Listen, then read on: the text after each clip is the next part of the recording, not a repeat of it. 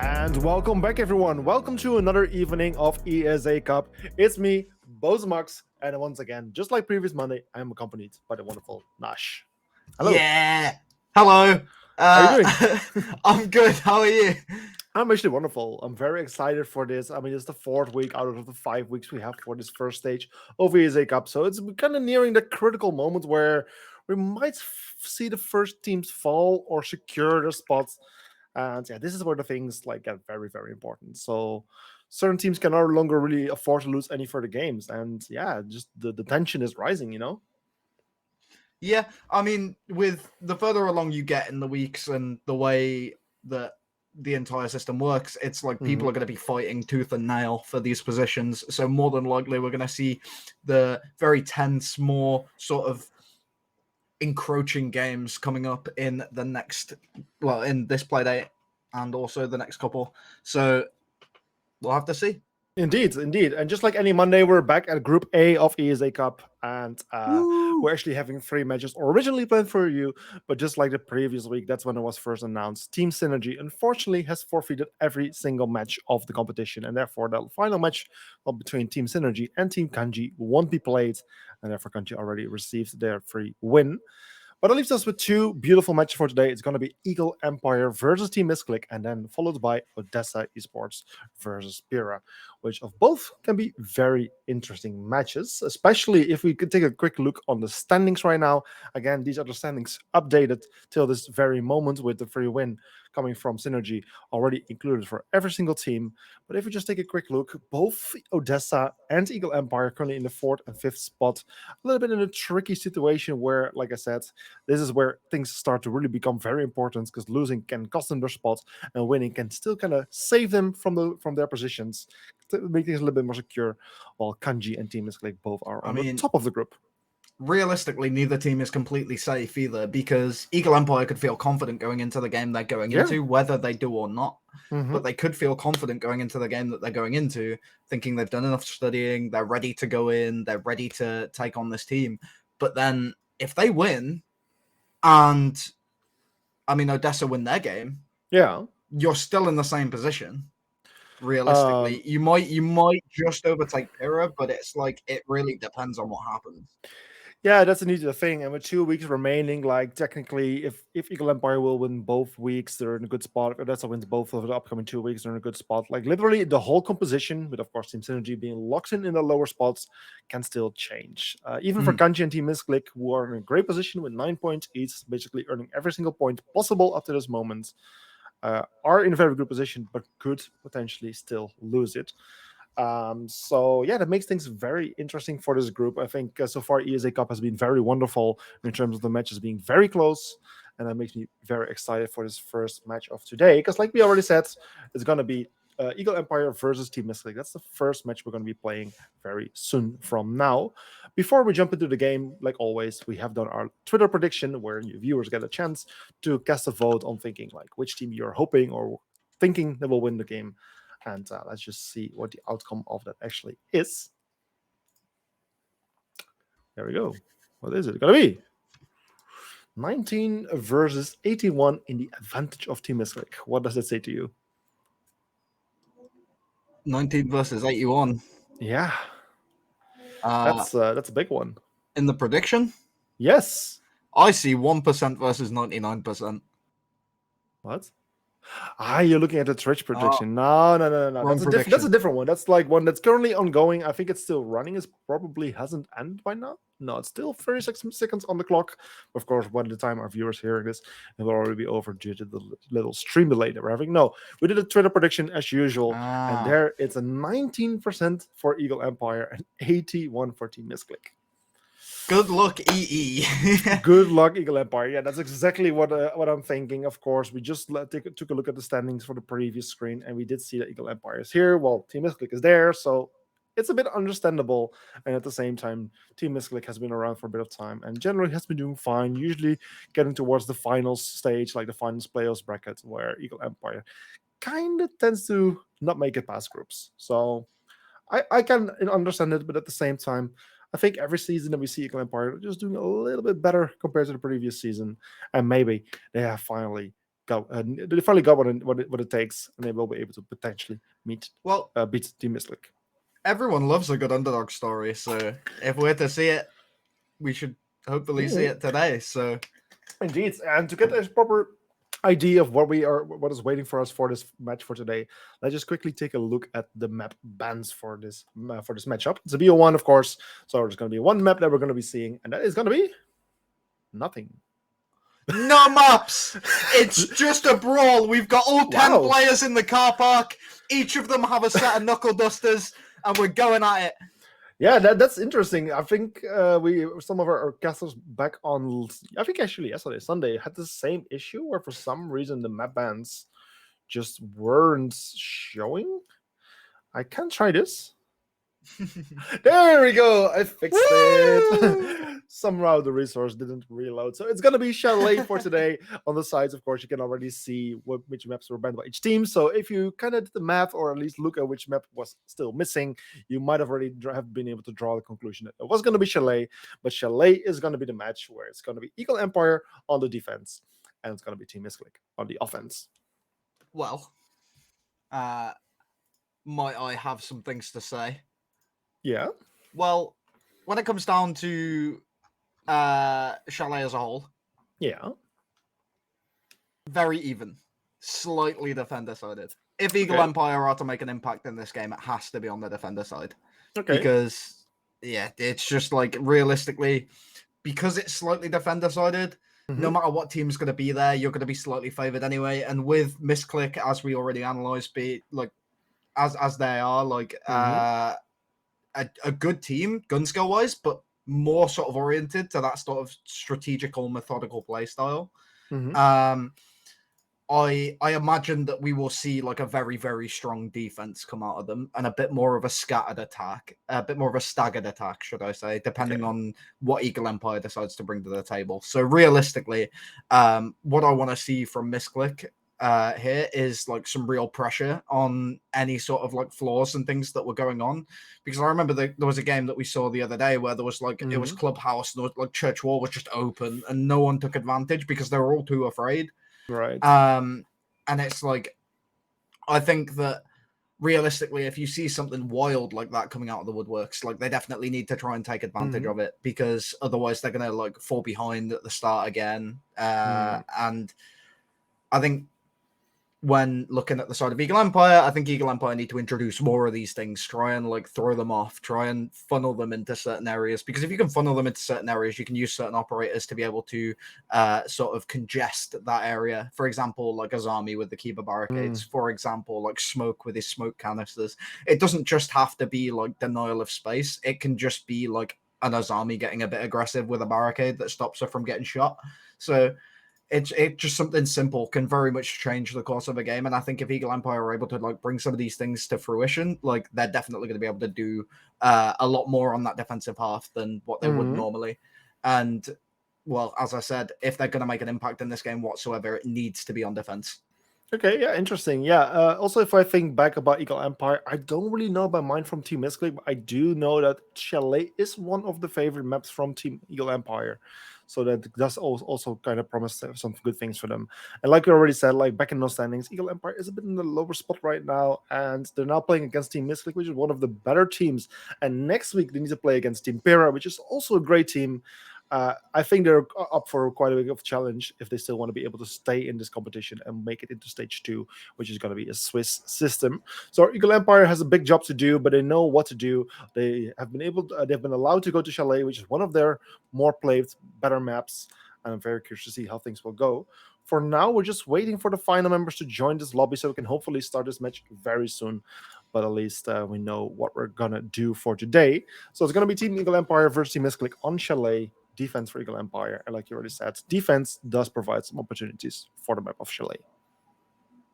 Well, yeah, Eagle Empire, all to do. There's a lot of... Yeah. Carry on. Yeah, there's a lot of work for them to do. I was about here to just grab the win rates in general. If we're actually looking, Eagle Empire currently on an 18 win percentage, like in general, for like as long as Wikipedia has been recording information about that team.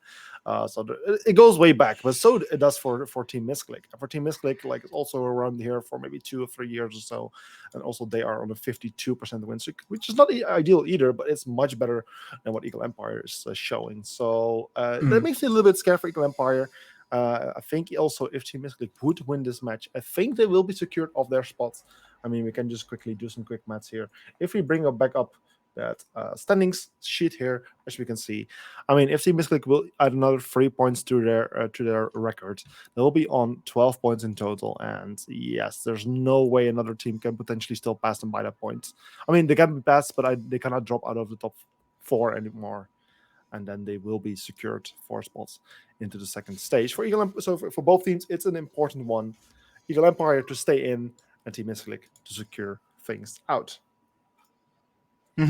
Okay, well, as far as I'm concerned, I believe every single player is inside of the lobby, so we can technically hop into the game. We can start with this match. So in any short bit of time, we will start this match, and then we can see which team is going to be victorious. Our viewers are not expecting too much of Team Eagle Empire, but it only provides some opportunities to let them surprise us. We have seen it plenty of times before, the underdog beating the team who was expected to win, and that only provides us with beautiful gameplay. Well, we might as well just like jump into it. We get the fun of guessing bans whenever we are ready. I'm not sure if the players are. No, just waiting indeed here for a little confirmation from our producer. Today we are having Kelstron as our producer. I'm saying observer, I should say. We're just waiting for the go from him. He is the one who's observing this game, who's providing us with this wonderful gameplay, or at least the footage of it. So also a big shout out to him. It's not all about the casters. It's also about the people who are not being shown on the stream. It's not all about any of us. It's all about the players. It's also about the players, of course. Players are also very important in these cases, so that's also they get a majority of the spotlight here, as they are the ones shown on the screen at all times, or most of the time, and then it's the casters. But there's just so many people still behind the scenes. Also, all the people who are organizing this competition for us. I mean, there's the people behind the screen, which is Rednecks, Nero, Red, and Konski. All beautiful people who are just making these competitions happen and allowing us to just have this wonderful gameplay to provide it to our viewers. We're also here for us and to see all of this beautiful gameplay. So I'm getting a word from our observer. Excuse me. We're getting I can just keep mixing up the words here. That we will be starting anytime soon. So just a little bit of patience here. Do you have any patience, Nash? No. Are you not a patience person? No, I am a very patient person. I mean, when I play this game properly, I'm a support main. But speaking of supports, there's a lot of supporting operators that seem to be going out in the ban phases by the looks of the statistics. Yes, there is obviously these operators are used to be more frag heavy because the meta at the moment has become a little bit more frag heavy than it used to be. But essentially they were intended to be support operators, and that's people like Azami, your Solace, Ying, etc., etc. They keep going out in the bans from the recent games that we've seen, and hopefully we'll get a little bit of playtime in at least one of them at some point in this game and the next one. But there are a couple of operators that can really turn the tide of a game if they're left available. Yeah, indeed. There's big operators currently in the pool. We're seeing lots of operators being banned a little bit by default, like Solus is one of those. Another one was going to be Nuck, that you can see getting banned quite often. But also on the map, maybe like Chalet. What can we expect on Chalet? We tend to see... Knock will go out. The Trench Rush up, Solarium Stairs. Like, Knock will go out immediately. I reckon Solace will get banned for the simple reason that she can play first floor underneath the upstairs site. Alongside that, she can play above the first floor sites, and the first floor sites are actually quite favorable. Alongside that, I imagine maybe a Ying.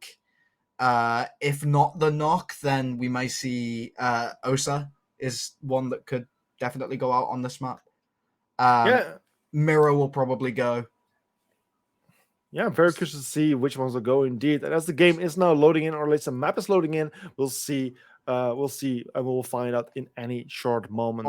It's a beautiful tour here, and then we'll transition here right into the operator bands. I'm gonna lock in on Thatcher Ying attacker bans. I'm gonna lock in Thatcher Ying attacker bans. And I think that the defender bans are going to be Solace and either Mirror or Fenrir.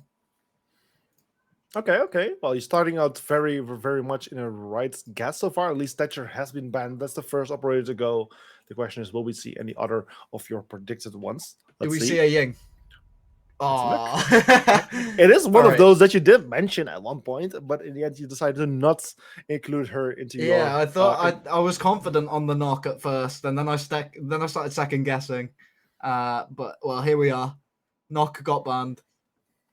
And then my other two were definitely Solace. Solace will go out whether it's first or second. And I guessed Mirror or Fenrir, and Azami is like not one of those operators. No, she's not, but she is one of those who does tend to get banned quite often, like the master architect operator, as people like to call her. I brought up that it was likely to be banned, but I didn't lock it in. There's Solace. Yeah. We knew the Solace was going.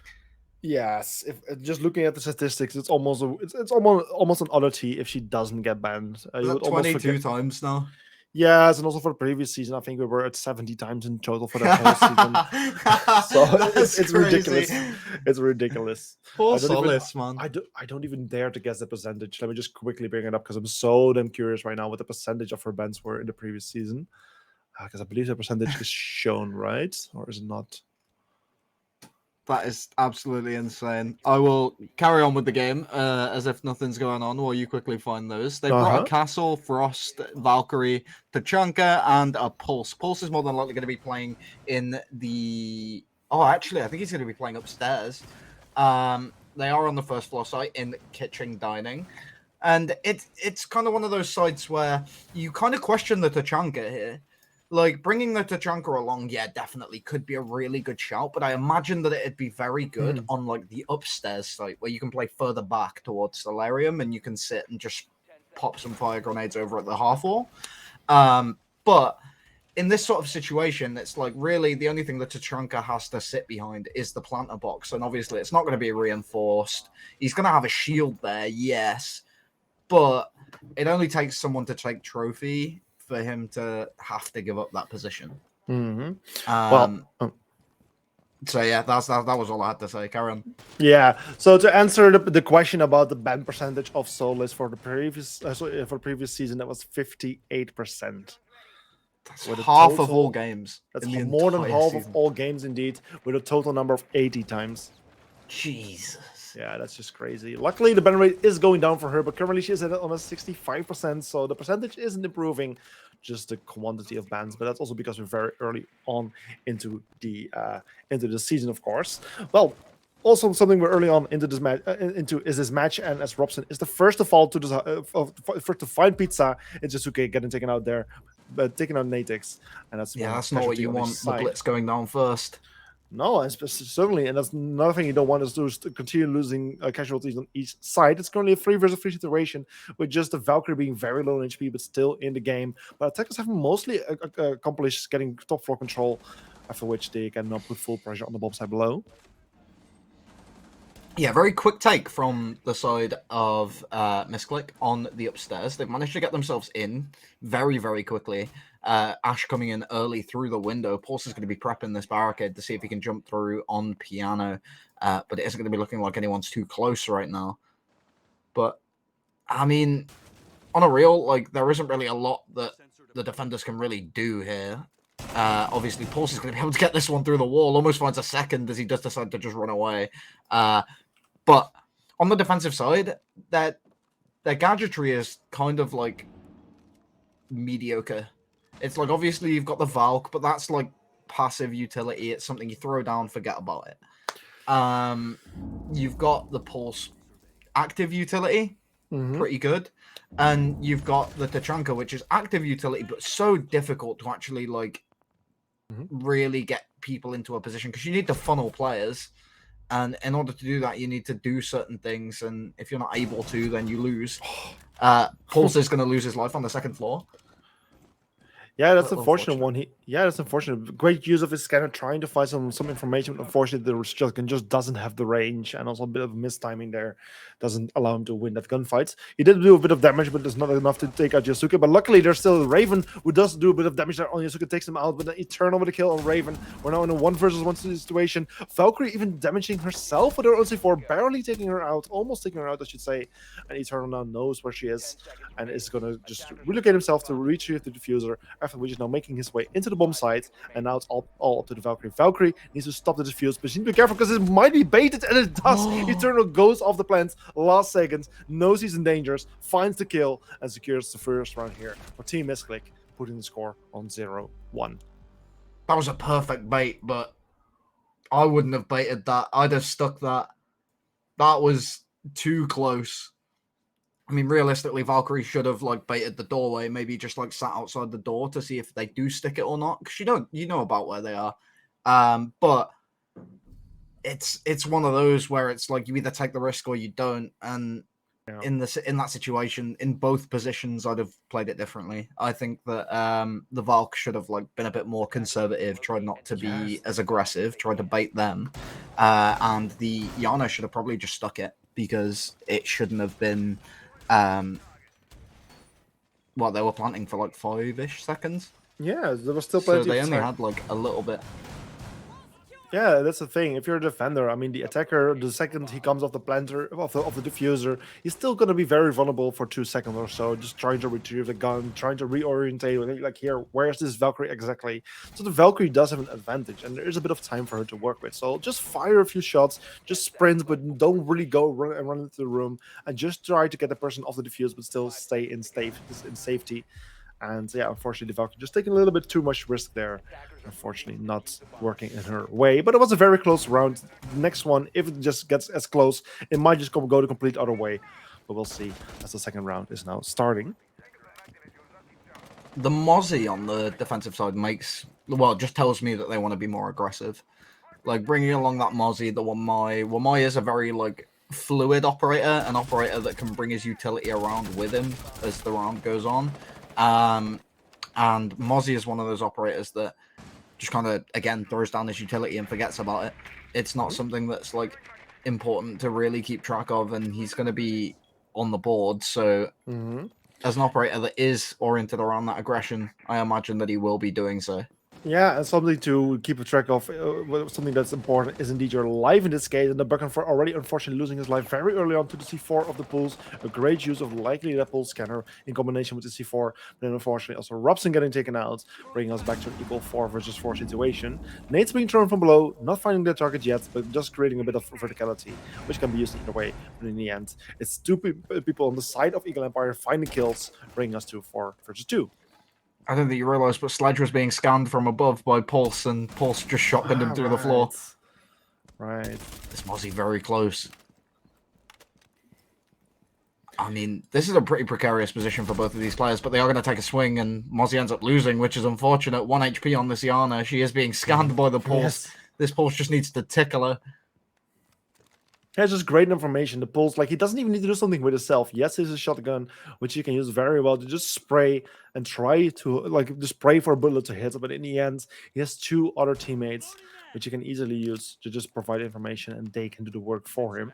In the end, Diana is extremely low, just needs 1 little bullet or just a tiny bit of damage here to get taken out, while Konski is still full HP and is now using his ace charges to just try to open up some of the walls, but the Pulse still running around the corner and can disrupt that plan from this close line of sight.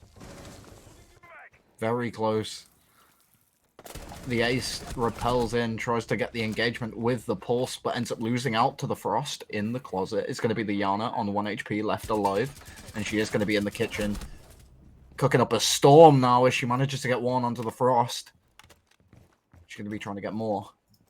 Indeed, this is what they need to do, but still Eternal extremely low on HP, gets found by Zeri, and I mean, it's a shotgun. Even if one of those pellets hits Diana, it's already enough to get the kill. It doesn't need to be a clean shot, which is, as you can see, how much he's spraying there. I mean, there's no way to actually miss and get taken out instead. And this way, Eagle Empire secures the first point as well, and brings us to a 1-1 score to start the match out with a very nice and even score. I mean, yeah, we have been brought to a 1-1 scoreline now. As I said, Eagle Empire need to take this lead early. And at the moment, after losing the first round, it wasn't looking so promising. But now they've managed to gain a little bit of momentum. They've realized that it is winnable. They're not like gods that they're playing against. It's not like everyone's immortal. So they're like rekindling themselves, bringing themselves back to reality. They're playing on the other first floor site, and they're going to be trying to do it again. Yeah, indeed. We're now going to the Bar Games bomb site, and always a lovely bomb site where you would expect a mirror to be taken. Mirror hasn't been banned, so it was an option. But for some reason, Eagle Empire has decided not to bring her, which is totally fine. There's still plenty of ways to play with Howder. But what things we will likely see is, we see the Frost with the deployable shields. That's likely going to be placed on the top of those blue stairs. Already being placed, actually, and defended by various ADSs. Just strengthen this position as long as possible. Waste a lot of time on the attacking side. And yeah, potentially we will see a bit of an extension happening as well, or at least trying to hold them down towards the office area as long as possible. And in the end, this is just one big time waste kind of defensive strat. Yeah, looks like they are. They do have quite a few players just kind of postured around that fireplace area. They're going to be trying to hold off on Library and maybe also K9 Window, but Eternal has already made his way all the way through Trophy, making his way up Solarium Stairs, and more than likely going to be trying to take an engagement from the side against one of these players, maybe even trying to get rid of what I assume is going to be a shield at the top of Blue Stairs. Yeah, indeed, the shield has been placed there, so that will be one of the big obstacles. Hibana, meanwhile, playing inside of office, just creating some new lines of sight towards that deployable shield, making it a bit more difficult to play there. But eventually, projectiles will be thrown to burn the ADSs, and then likely Liana or the Ash will, or the Sledge even, will shoot or throw some of their projectiles. So take out the shield and capture that position. But then also still one person playing on top of the fireplace area, mezzanine, which is also one force they need to reckon with. Yeah, at the moment they're just trying to psychoanalyze the strat. They know there's no MI on side, so they're going to be trying to see if they can burn these ADSs. And I mean, you've got a Hibana, you've got those 3 flashbangs, you've got the Flores. Even if you mess it up the first time, you've got the Flores. Yeah, they've brought so much utility, and so there's so many opportunities for them. One thing they still need to be worrying about is that Pulse playing downstairs. I believe he even throws for, but somehow managed to not do the full bit of damage there. So a little bit of a missed opportunity. But in the end, it's the Jaeger with the first kill, taking out Eternal. It's a Jan off the board. One big thing less to worry about. And that's at least the opening kill going to the defensive side of Eagle Empire. Yeah, not going to be good for the attacking side of Misclick, but they are going to be approaching this Pulse now. They know he's got a shotgun in hand, so they're going to be a little worried about his position. Then he manages to just scoot through that warp pipe like Super Mario.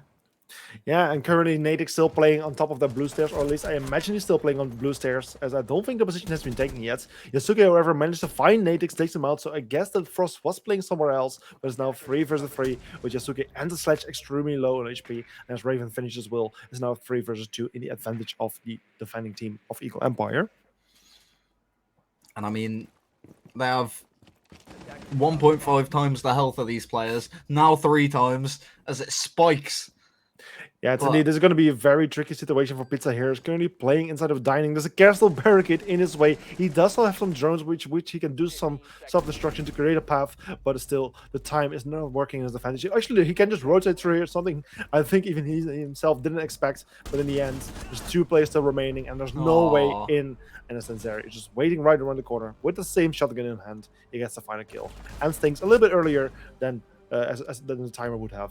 And that's another round going to Eagle Empire, the second one in a row, putting us on a 2-1 score. Indeed it does. And Eagle Empire have managed to take the lead, which is exactly the emphasis that we had on it. And we may be having an underdog story on our hands right now. They're going to be going back to the first floor kitchen dining, as they are now allowed. And maybe we will be seeing another dub. Yeah, indeed. It's one of the things, like you already said, Chalet might just be a little bit defensive favorite here in this case, and that's something Eagle Empire is profiting from at the moment. Even though I believe it was Team Misclick who had the decision to actually decide which side they want to be playing on, they picked to start on the attack. So I am expecting some things from Team Misclick as well, that they will eventually start gathering some points and potentially bringing us to like a little bit of a close score, maybe a 3-3 or so. But I think if Eagle Empire gets at least 4 rounds out of this one, I think they have done absolutely great, and they probably then will have some proper opportunities after the role swap. I mean, on the side of EE, they're bringing along this Valkyrie again, this Tachanka again, like operators that are either very useful or useful situationally. And Valkyrie is one of those that's very useful. Tachanka is one of those that's very useful situationally. And realistically, you need the players to funnel the way you want them to. And I mean, if I was playing on this team, I'd probably try and veto the Tachanka into something a bit different. Maybe like a smoke, something that's a little bit more versatile. Because at the moment, the Tachanka isn't really like doing a lot. Yeah. Like you could definitely bring someone else to do more for your team. Yeah, it could have to do something with the deployable shield that Smoke, of course, lost and that Tachenka has. Yeah. And before, Tachenka was picked quite a bit of often time for his SMG, or LMG, I should say, to do crit and destruction. But right now, the launcher and the shield could be the only real proper options. Meanwhile, as we've been talking, it was Zeri. The Pulse was already been taken out quite early on. That's one of the defenders who has been kind of making the difference for Eagle Empire. The man of the hour. 5 kills in 3 rounds, so he's been doing well. And that is one less thing for the attackers to worry about, because there's no pools scanning them all the time and giving information to his teammates. And also, of course, the C4 is gone. Zeri was competing head-to-head with Eternal, and I mean, speaking of Eternal, he is going to be on drones, droning out this Frost that's going to be positioned in bathroom. Yasuke is going to be moving through, and they're going to be just holding each other's crossfire, giving each other a bit of space to breathe before actually making their way through. Will finds one through the kitchen wall, all the way through to the door. And now they're just going to be falling off. They're going to be rotating away, getting positions, and getting ready to execute on this bomb site here. Yeah, indeed. Attack is already standing ready here in Fireplace. The Fuse are being moved towards a position, already entering the bomb site, going for the plant. That's the Konski trying to go for the defuse. It's a 3 versus 4 situation, and there's no one there to actually stop them. They just push so far back to defend. There's still many of them on the top floor, and as then one more falls to the gun of Konski. It's a 2 versus 4, but Robson getting injured himself. Only Nadix left standing right here, and there's 1 versus 4. He needs to do it for the team, but it's going to be very unlikely that he will be able to clutch things out. But he might find one. No, he doesn't. It's Eternal getting the final kill, closing the round in the advantage of Team Misclick, putting the score back on the equal one of 2-2.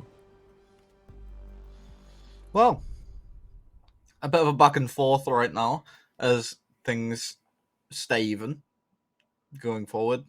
It looks like the win gets further and further away with every round for the side of Eagle Empire. Yeah, I mean, just based on how I think it should work statistically. Yeah, indeed. Like you said, defensive favorite, you would expect Eagle Empire to at least get the majority of the rounds out of this half. But at the same time, Team Mystic seemed to have favored the attack, or kind of wanted to have defense as the second half of the round. That could also of the match. That could also be a thing why they decided to start on the attack. But for now, it's going to go. Yeah, it's just going back and forth quite well. And it's just these upcoming 2 rounds that really will make a difference. Because either we'll have a 3-3 score, or we will have a team with 4 points in the advantage versus 2. The question is just what is it going to be, and which team will be profiting from that. Yeah, we'll have to wait and see. But, I mean, as I said before, Zeri going head-to-head with Eternal. Eternal's now 7-2. 7 kills in 4 rounds. So, we've kind of parted from each other a little bit, if you want to use that as a head-to-head, and now they are kind of playing catch-up in the KD department in order to be today's MVP.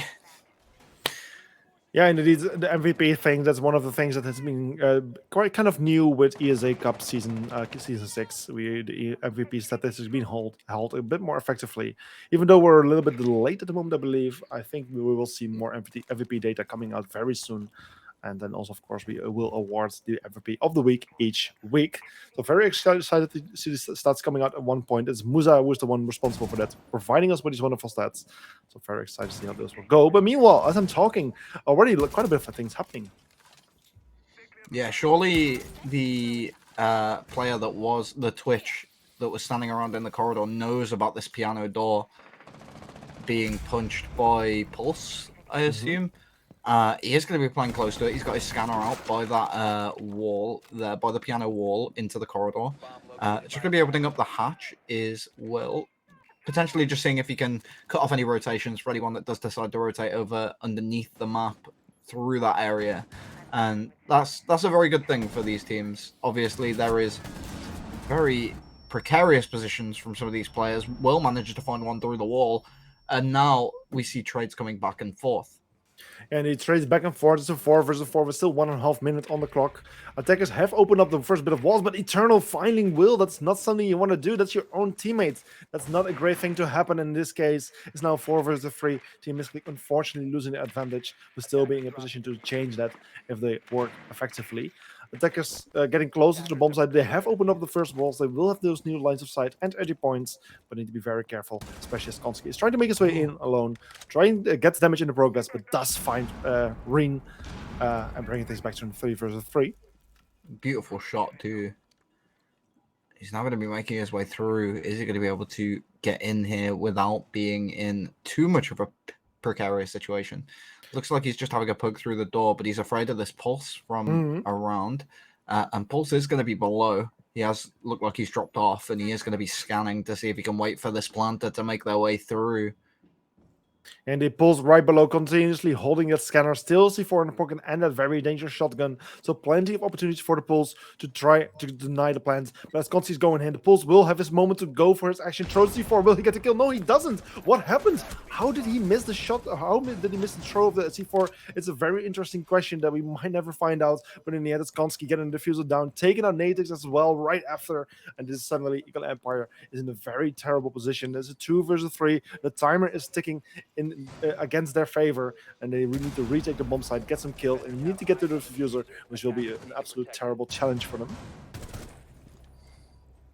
Yeah, it's not going to be good. Pulse tries to jump out the window, unable to find the shots that he needs because the player's too far away, and ends up getting caught out by this sledge that's going to be holding him. Beautiful 2K from Pizza. Yes, I'm just so confused what happened with the Pulse. He threw his C4, he did damage on the Hibana. The entire floor is made out of wood, so somehow some bit of furniture or whatever decoration must have buffered the Quick C4 read. explosion. I think he didn't aim high enough, and I think it just hit the wall below. Oh wow! Yes, that could very much be possible. So I think he just missed the ceiling because it looked like he proned. So He more did. than likely, I imagine He there will be did. a fat finger there. He started crouching and proning, and he threw it. It didn't quite connect with the roof. It hit the wall, detonated, did some damage, didn't kill. That's like if that's indeed what happened, that is a very very costly mistake there on the side of Eagle Empire, one they got punished for, and unfortunately it's now their opponent in the lead.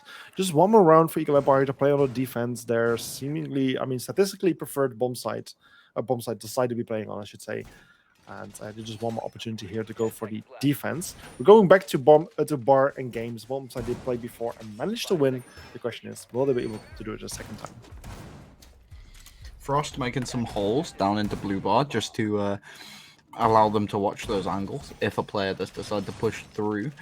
Raven just doing default reinforcements on the library area. And I mean, these players are just playing very staggered. They're playing very far apart for the simple reason that they want to be able to create these crossfires and take fights against whoever they can. But it looks like Zeri gets caught out very early into the round. I don't know if that was on a spawn peak or what. I mean, the Pulse spawn peeking with a shotgun and only a pistol, that sounds very unlikely. It seems like a very bold move, but either way, it sounds wild. Yeah, indeed. But luckily, the team Misclick offered with a very easy and opening kill in their favor, and one less operator worrying about. I mean, it happened before. The last time they were playing on the bomb site, also the Pulse was being taken care of very early on, and this is only something that team Misclick will be able to benefit from. But still, there is going to be the Frost on top of those blue stairs, who has been very effective in the previous rounds. And the question is, how much time and how much manpower will take to get past those points? For anyone that didn't spot out that notification, a timeout has been requested by Eagle Empire. So after this round, we will be going to a tactical pause. And they will be just having a quick conversation with their coach in order to rekindle themselves, relight the fire coming into the attacking half, because they really need to make this push now if they're going to at all. Yeah, indeed. This is a do or die moment for Eagle Empire, especially given the standings they currently are in. So there's not a great situation for them. They need to get some points to secure the spot for the next stage. Otherwise, they will be out. And this is one of the last moments they can actually do that. And Frost with and a Hibana. sorry, Frost and Hibana were very narrowly missing each other Mhm. due to a little bit of furniture that was in the way in that trophy corridor. Yeah, it's always one of those things. Siege timing is a great example of why this game is so interesting. But as Nate is going to kill Yasuke, it's the Eternal would kill Nate, and Rin would kill on the Eternal, and Pizza would kill Rin. It's just going back and forward, just like this match has been going. As Robson gets a kill, and Will is an equal man count of a 2 versus 2 with 45 seconds remaining. This can really go either way. Robson, the castle, Mute as Raven versus Pizza on the Sledge, and Konski on the Hibana. The future in hand, but still a bit of work to be done. Hatches still need to be opened, but they do have the Sledge. I'm very curious to see how this will go. Yeah, 2v2 from a 4v5 with your top fragger going down first is a pretty formidable feat. But now we're going to be seeing the Sledge go for the nade through into the supply corridor. Doesn't find anything as of yet. And they are just going to be dropping down on this hatch. Seeing if they can get a flank round onto the castle, who's going to be playing in games.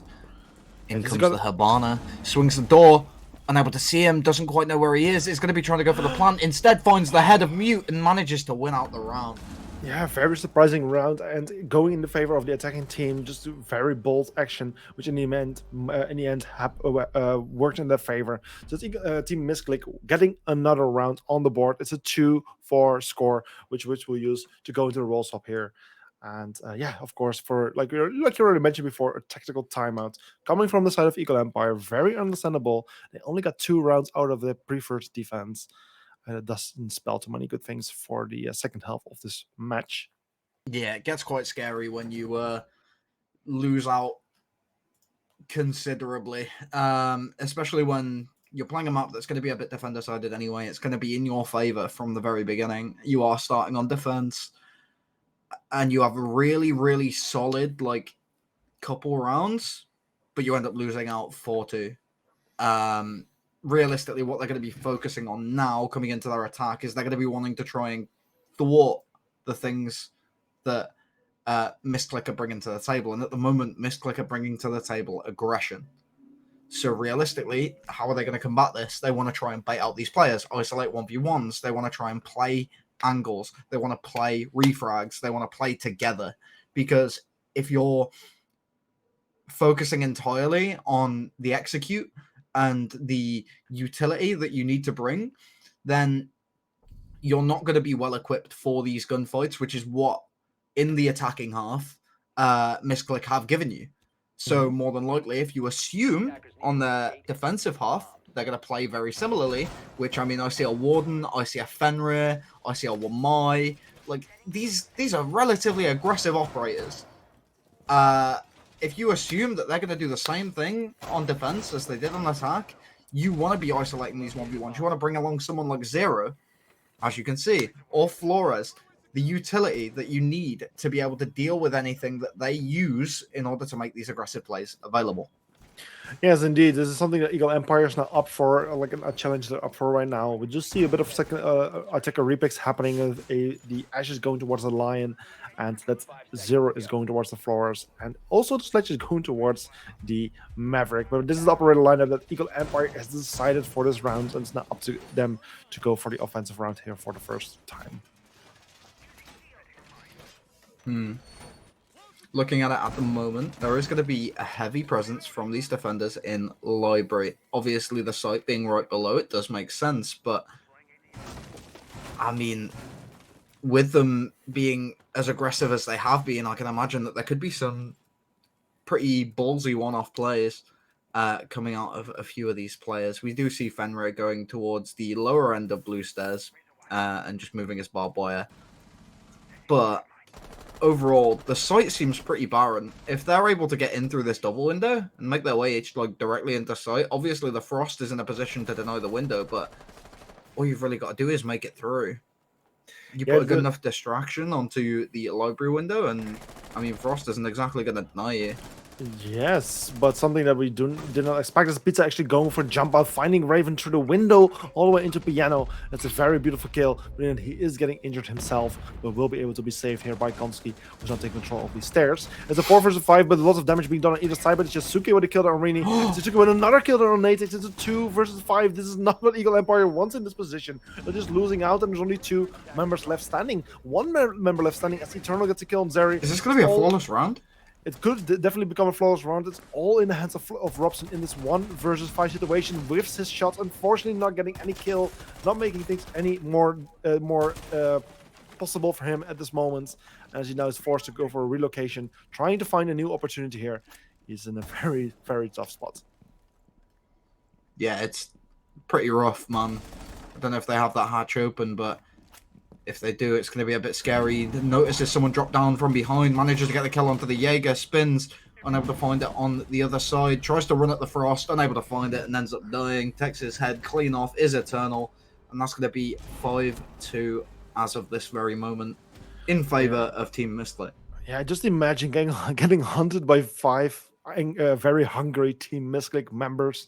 That's an absolutely terrifying position to be in, and even more terrifying is a 2-5 score that Eagle Empire now finds himself in a very tricky spot, 3 points behind on opponents. Just try to remember how this match even started. The rounds were going 1 by 1 to each team, at least for the first 5 rounds, really.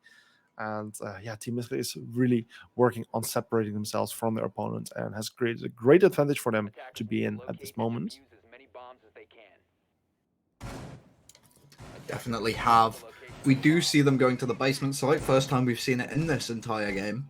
And they're bringing along the Mirror, which is why I said she should be banned. Mirror is an operator.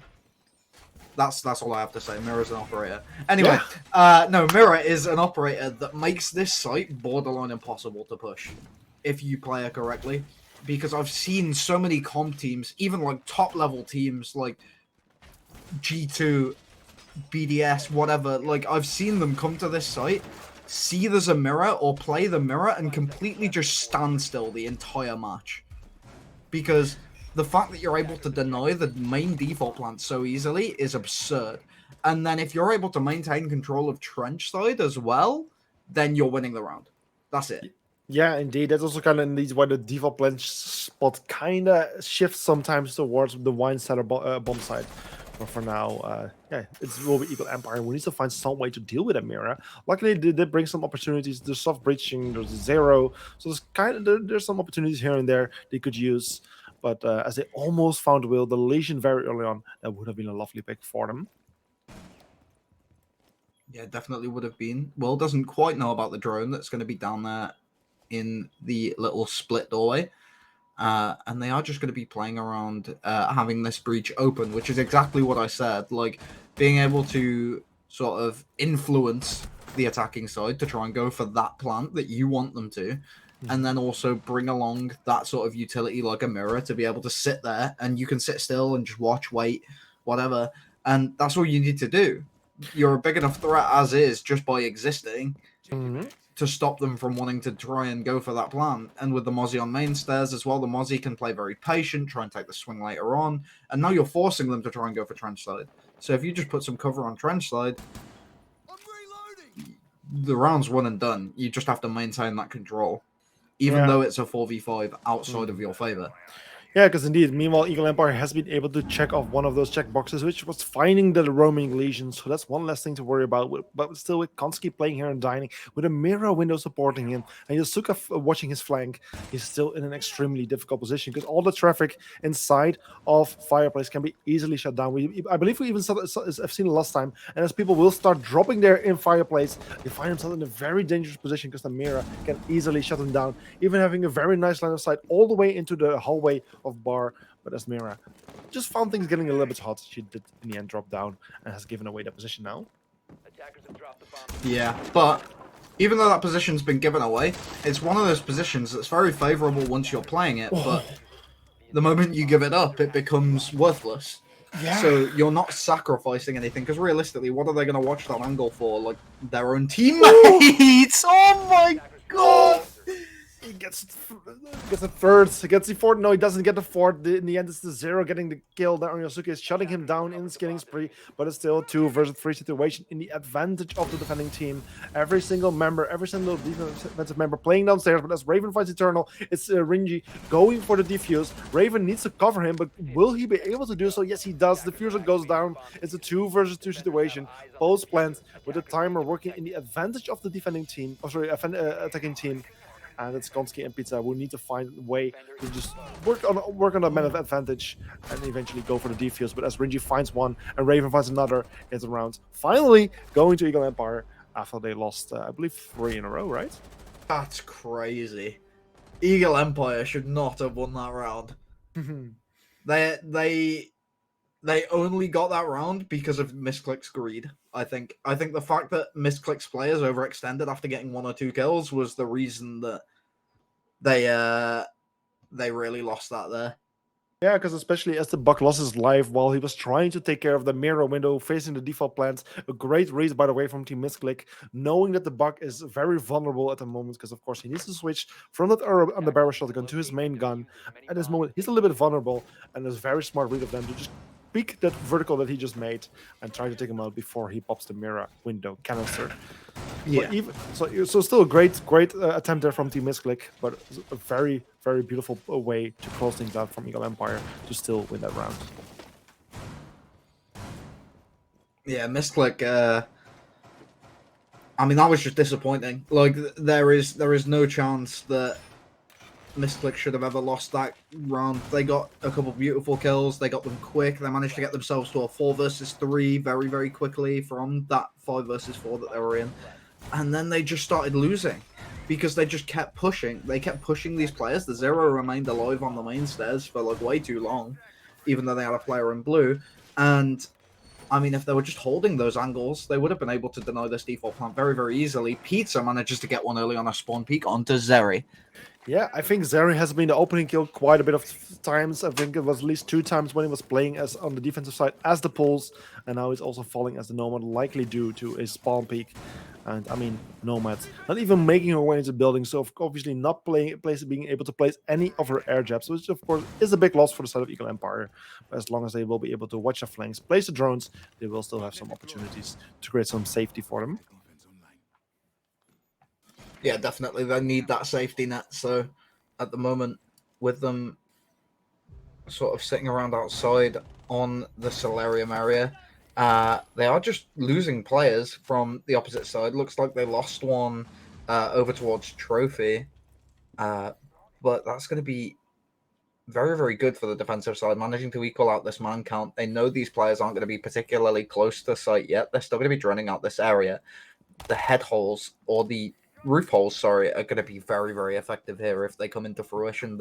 If this Ashe does decide to push up those stairs, she may end up losing more than she bargained for. Yeah, indeed, because we find ourselves now in a 3 versus 3 situation with still half of the time left remaining. So there's still a lot of time for either side to work with, a lot of time for the attackers to position themselves, try to get some of those walls open. I mean, there's still 3 ace charges on the board. There's Ashe and the Sledge with explosives who could deal with any of those Mu Jammers. He would likely have been placed to defend the walls. So eventually, Eagle Empire will have a great opportunity to open up the wall, peel off those layers of defensive material for the side of Team Misclick, and eventually try to find some picks and entry points and go for an execute. Oh my goodness. Oh my goodness. They're just lining up. A rush gone wrong, something that Eagle Empire is very famous for, but this time unfortunately didn't work in their favor. 1 kill they managed to get out of it, but 3 of them managed to fall, and it's a very unfortunate miscalculation there from the side of Eagle Empire. And yeah, unfortunately falling to the side of Team Misclick. So Team Misclick adding 1 more points to their counts, putting themselves on a 4-6, no, 3-6, yeah, 3-6 it is, a 3-6 score match point for Team Misclick. And therefore, they are in a very good position because in the upcoming 3 rounds, Team Misclick only needs to win 1 more round to win this match, while Eagle Empire needs to win 3 in a row without losing a single to bring this match to overtime and still have a chance to earn some points. Still definitely have that chance. I mean, it is 6-3 right now, though. It is very scary. You can't lose any more if you're on the side of Eagle Empire, and I mean, the likelihood of that happening with the with the rounds that have been played so far is not very high, as you might be able to tell. We do know that they're not the favourites coming into this game, as we've seen from the Twitter poll. And now we're going to be seeing them take on the Titans in potentially the final round of the game. This could indeed be the very final round of this game. Team Misclick is a great team. However, they have been struggling in the recent time. I mean, they have been playing in various competitions, and from basically every other competition that has been running for a bit of time up to this moment, they have been eliminated for now. Just ESA is one of the competitions they're still in, and I believe some recent ones started out as well. But I believe like R6 and Amnesty, those are the ones they have been eliminated from at this moment. So also for Team Misclick, they are in a bit of a tough situation, not doing as well as we are as they're known for, or maybe the competition has caught up with them. So also for Team Misclick, they need to be careful because there is some opportunities for them to lose a match like this. This is almost a full lineup of 2-speeds. Yes, it indeed seems like it. Yes, it does. But even though the only 3-speed. Sorry? Maverick is the only person that isn't a 2-speed. Right, indeed. We are seeing these players. Maverick is going to be postured up in the position ready to take on the supply room corridor, but I don't think anyone's in there, so I don't think it's going to be very, very worthwhile for them. Oh, no, not Maverick. It's Buck that's there for some reason, even though that wall's reinforced. But, okay. Raven manages to get 1 kill. Warbang doesn't quite work out for the Maverick there. He is going to be trying to take a little bit more of an engagement on that top fireplace area because there is going to be roof holes there going down into blue barred door. Yeah, and as we now find ourselves in the 4 versus 4 situation with the 1 minute 30 mark, this half of the round has expired. Team Eagle Empire now find themselves in a situation where they will need to deal with Pizza, who is playing behind the deployable shields. EMP nades are being thrown, but unfortunately do not hit the mark. The ADS are still intact, even though the flashbang somehow managed to hit the target. But for now, the shield is still there and will need to be taken care of. Flores Nose Rifle will be very effective in doing so and actually hits the mark, will take out the observation bucket tool and the deployable shields, but there's still one more there on mezzanine, which can also be very difficult for the members of Eagle Empire. But as Raven finds Yasuke, finally Eagle Empire gets the man advantage. The question is, will they be able to maintain it? Yeah, it doesn't quite see the player that's going to be chilling on the blue stairs, but if Flores Drone gets shot out, Pizza manages to find one. About to take an engagement against another, almost finds it, but Buck manages to spot him out first. And now Eternal versus the world. Sorry. Yeah, it's okay. It's okay. We now find ourselves in a 3 versus 1. Just Eternal playing a fireplace, not even inside of the bomb side, but finding himself in a very strong position, actually, because from this side, he will be seeing every single player cross the hallway where they need to come from. And especially as Zeri falls into a frost trap, Eternal gets the kill on Renji. It's only coming down to Raven. Raven can still go for the revive, but this will only leave them with 10 seconds remaining, which is a very little amount of time. Eternal can still clutch this out, especially since the time is starting to work in his advantage. Raven needs to go for defense, but gets taken out. He loses his life, and Zeri is the only one left standing and gets taken out as well. It's Eternal with a beautiful clutch here and securing this final rounds and winning this match with a 3-7 score. I thought they had it. Yes. But the Flores went to like the most awful plant position I've ever seen. Yeah, I don't get why Flores walked over to that direction. Plant by the window, please. Yeah. Oh no. Well. Yeah, and that's it. Like this, Eagle Empire unfortunately doesn't manage to secure any points for this second last play week for them. They will have one more chance next week against Team Para, and they really will need to make it count because even then they might still struggle to get into the top 4. But unfortunately today their position isn't getting any better. But for Team Misclick, on the other hand, they have secured all 3 points, and we can safely say they have secured a spot into the second stage of ESA Cup. So that's a good thing for them. But for Eagle Empire, I think we need to keep our fingers crossed for the next week.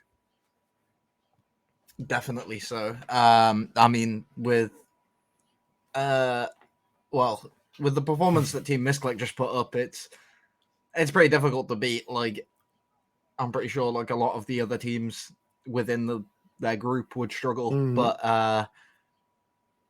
I mean, you've got to be disappointed if you're an EE fan or an EE player. You can't you can't be seeing, or even part of their staff, you can't be seeing a loss like that, especially when you were in that sort of position where you gained the advantage straight away. You were put on the defensive side for your first half, which would have led you to set up for your success when you transfer over. It's one of those now where you just kind of got to reconsider. You've got to think about the issues, the things that went wrong, why they went wrong, what players were making mistakes more often than others, and isolate those issues in order to be able to come back stronger. Yeah, indeed. And to come back stronger, Eagle Empire has now one more week to prepare themselves for the last match for them in this group stage of ESA Cup Season 6. They will play against Team Para next week on Monday. So if you want to know if Eagle Empire is going to make it, make sure to tune in next week on Monday for their final match. And talking about Para, we have one more match coming up for today, which is going to be Odessa versus Para. We're going to start a match in about 15 minutes from now. So make sure to stay here. Grab a drink, grab a snack, go to the toilet, whatever you want to do. We'll see each other very soon. Bye.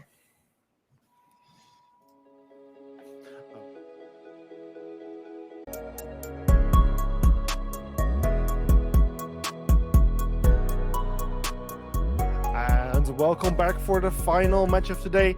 In a brief second, we will be starting with Odessa versus Pyra. And it's still me, Bozemax, and I'm still accompanied by Nash. Welcome back, everyone. I was literally thinking. I was broken. Sorry, I just broke for a second. Yeah, welcome back. Soon enough, we are going to be watching Odessa versus Para. What is the map that we're going to be playing? Well, before we go to the map, let's just quickly take a look at the Twitter predictions. Oh, yeah, Twitter prediction exists. Let's just see what the community is expecting. I mean, also for us, what are we expecting? Like, so far, Pyra has been doing very well within ESA Cup so far. They are, like, in the top of the group together with Team Misclick. And at the same time, also, if you look at other competitions, they have eliminated various teams who usually give us very high expectations. So Team Pyra seems to be a force to be reckoned with. So I think I must go with Team Pyra in this case. I don't know about you. Like, of course, you're a bit more familiar with the PC scene of Siege, but you did manage to see him last week, actually, I think. Or was that one of the matches that was being a little bit? Forfeited? I was talking some smack in chat. That as well as seeing the game. But yeah. Well, I don't really remember a grand amount. Yeah, I know that these teams are like pretty formidable in this group. Yeah, I got my eyes on a few of these players, specifically on Pyra, like people like Sushi, and I still can't pronounce his name, but I'm naming him. I've named him after the Pokemon at this point, like Carvener. They're like two players that I kind of have my eye on from the games that we watched before. I think that they have the possibility to perform. So I'm going to go with Pyra.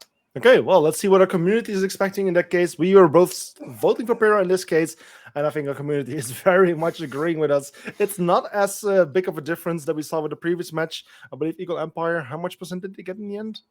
No, I think it was about the same. It was about the same. Okay, well, either way, 18% going to the side of Odessa. Doesn't make things looking too great for them, but at the same time, like same thing as for Eagle Empire, it gives them a pretty good opportunity to create a little surprise for everyone else who's viewing. And in the past weeks, we have seen quite a bit of teams, the underdog sometimes, profiting from those moments. So now is indeed the moment to take a look at which map we're going to be playing for today. Let's just take a look. Let's just jump straight into it, and it's going to be Chalet. Wow. Surprise. We haven't seen that one today yet. Yay. Wow. Very excited. It's a map. Yes, it's something like the last season of ESA. I mean, most people who have been around here at ESA for a bit of time might remember how the group stage was of season 5. Lots of Chalet, especially when I was casting, sometimes, most of the time also with Pasta. But yeah, that curse seems to be somehow still haunting me, especially today, as 2 out of 2 maps that we're going to be seeing is going to be Chalet. It's going to be Odessa on the offense, and it's going to be Team Pyra on the defense. We're just waiting for the final players to get ready in the lobby. They were, but whatever happened, I don't know. But hopefully in a few minutes from now, we can start this match. Odessa's DDoSing the team. Yes, luckily that's a thing that's barely heard of anymore these days, right? Huh? It's something you're barely hearing of these days anymore. Like it's DDoS used to be such a big problem within Siege. Yeah, I think it's because it's like it's very combatable, Yeah. and not as safe for the person performing it anymore. So it's No. difficult to like actually do it. Mhm. It's when it comes down to stuff like that. Usually, people will just ping spoof, make it look like they're playing from a certain region, but actually have like 400 ping, just to like mess with people, I guess. But Indeed. yeah, it just kind of happens. Like, I don't think they actually are, but I don't know, maybe. Yeah, I'm just quickly bringing up the standings here. Of course, the standings are not updated after the previous match, but will be updated for like after today. But we can see currently Odessa in the fourth spot with currently 5 points, just right above Eagle Empire at the moment. Still in the fourth spot, which is a safe spot. I mean, if they continue to stay in the fourth spot, they will qualify for the next stage of ESA season 6. But I can imagine they will love some extra points to just secure their position a little bit further. Because also, if we take a look on the matches they will be playing next week, let me just quickly bring up Wikipedia, my favorite source of information. Odessa will be playing against Kanji next week, which can also become a very tricky match for them as well. So I can imagine that today and next week are also very important for them, but it's just a little bit safer than Eagle Empire was when we were talking about them earlier. Yeah, I mean, So yeah. definitely so. With the way the sort of structure is at the moment, you've got a couple teams that are relatively clear. Like, for example, Kanji and Misclick do seem quite clear at the moment, but obviously coming into next week, it'll be a little different depending on who wins and who loses and whatever. But Mm-hmm. it might be a bit closer than they want to. Because I mean, looking at the point situation, if Pera win and they get the full 3 points, then they're in a situation where they've got a three-way tie and it's all based on round difference. Mm-hmm.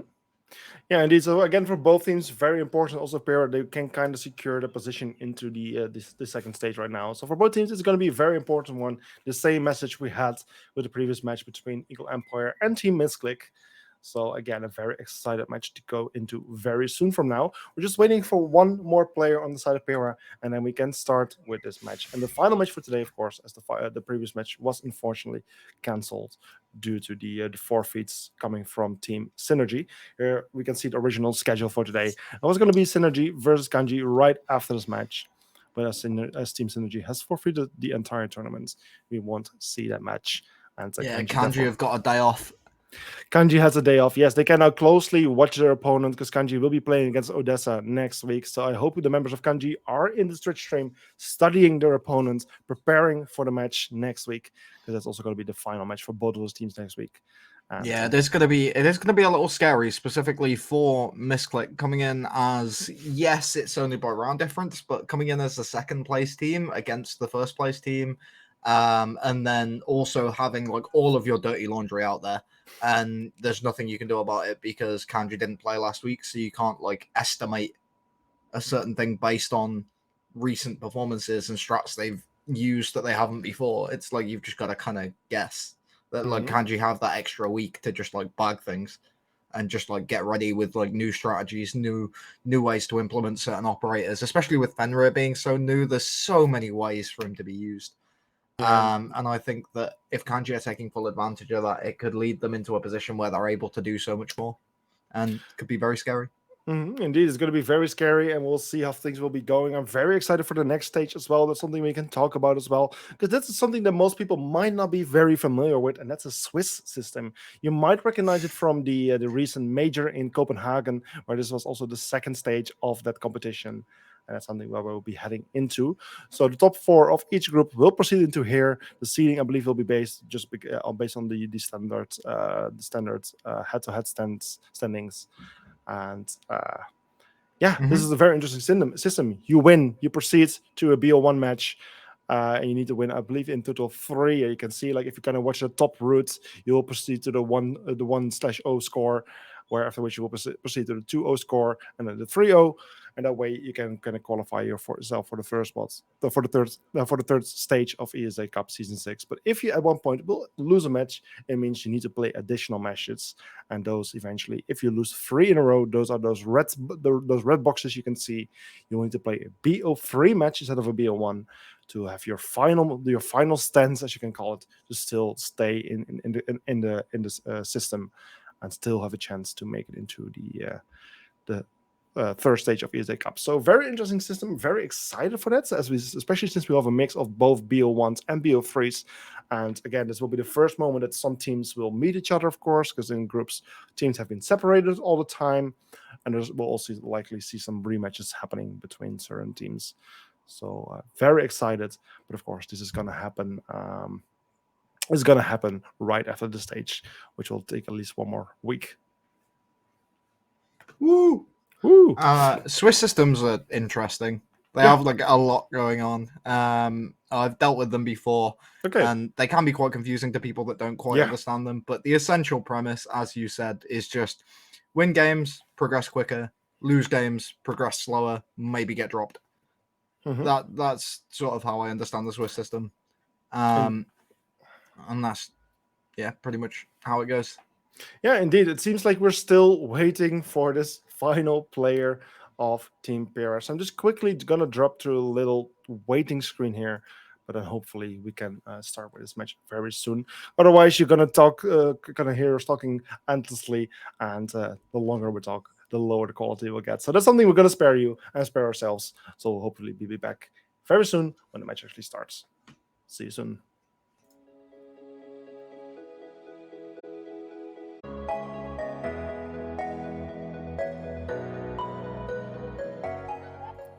And welcome back. After a very short break, just waiting for the final player, we can finally start with this last match for today, taking us back to Chalet one more time. And as the map is just quickly giving us a little tour, we'll soon proceed to the operator bands. And Nash, does your prediction for the operator bands for the previous match still stand for this one? Yeah, I'm expecting the Thatcher and Osa, as I said. No, I'm expecting Thatcher. Osa is one of those that is reasonable enough to take out of this map. She's good at top floor. She's good at bottom floor, especially if you bring along a Thermite as well, someone with a walkable breach. Very, very good. Alongside that, I expect a Thatcher. If not, something like an Osa. Something like a what do you call it? A breacher. And then. Well, we lost the Kebby. So, I mean, with it being so entry-oriented, so frag-oriented, I imagine that's like a very easy ban-off. I expect to see Solace and the similar sort of like occurrence, like Solace. And then I think this time around it'll go back to the ban I brought up before, which I can't remember what it was. Ying. No, Ying was... Yeah, Ying was the attacker that I brought up before. And then who was the defender? Was it Fenrir. At one point, you called him. No, it was the other one. Like you had Azami or Fenrir, I think. Right. Either way, I can't remember. I'm losing my mind. But the bans are like pretty expected anyway. Yeah, the bans like tend to follow a similar sort of directive no matter what. Yeah, the only bit of an oddity is the Doka be there. I mean, she's not a terrible band. You do see her sometimes around. Oh no, she's insane. Like the Kebby is like surely. I will agree with like Alamau and certain other T1 players when I say that like I think the Kebby is the best operator in the game at the moment. Yeah, well, the surprising thing is that she hasn't been banned a single time yet during the season. So this is actually the first time that we're seeing her getting banned. So that's at least one more new thing here coming to the boards. But yes, as we're now proceeding to this match, we can finally start with the first round.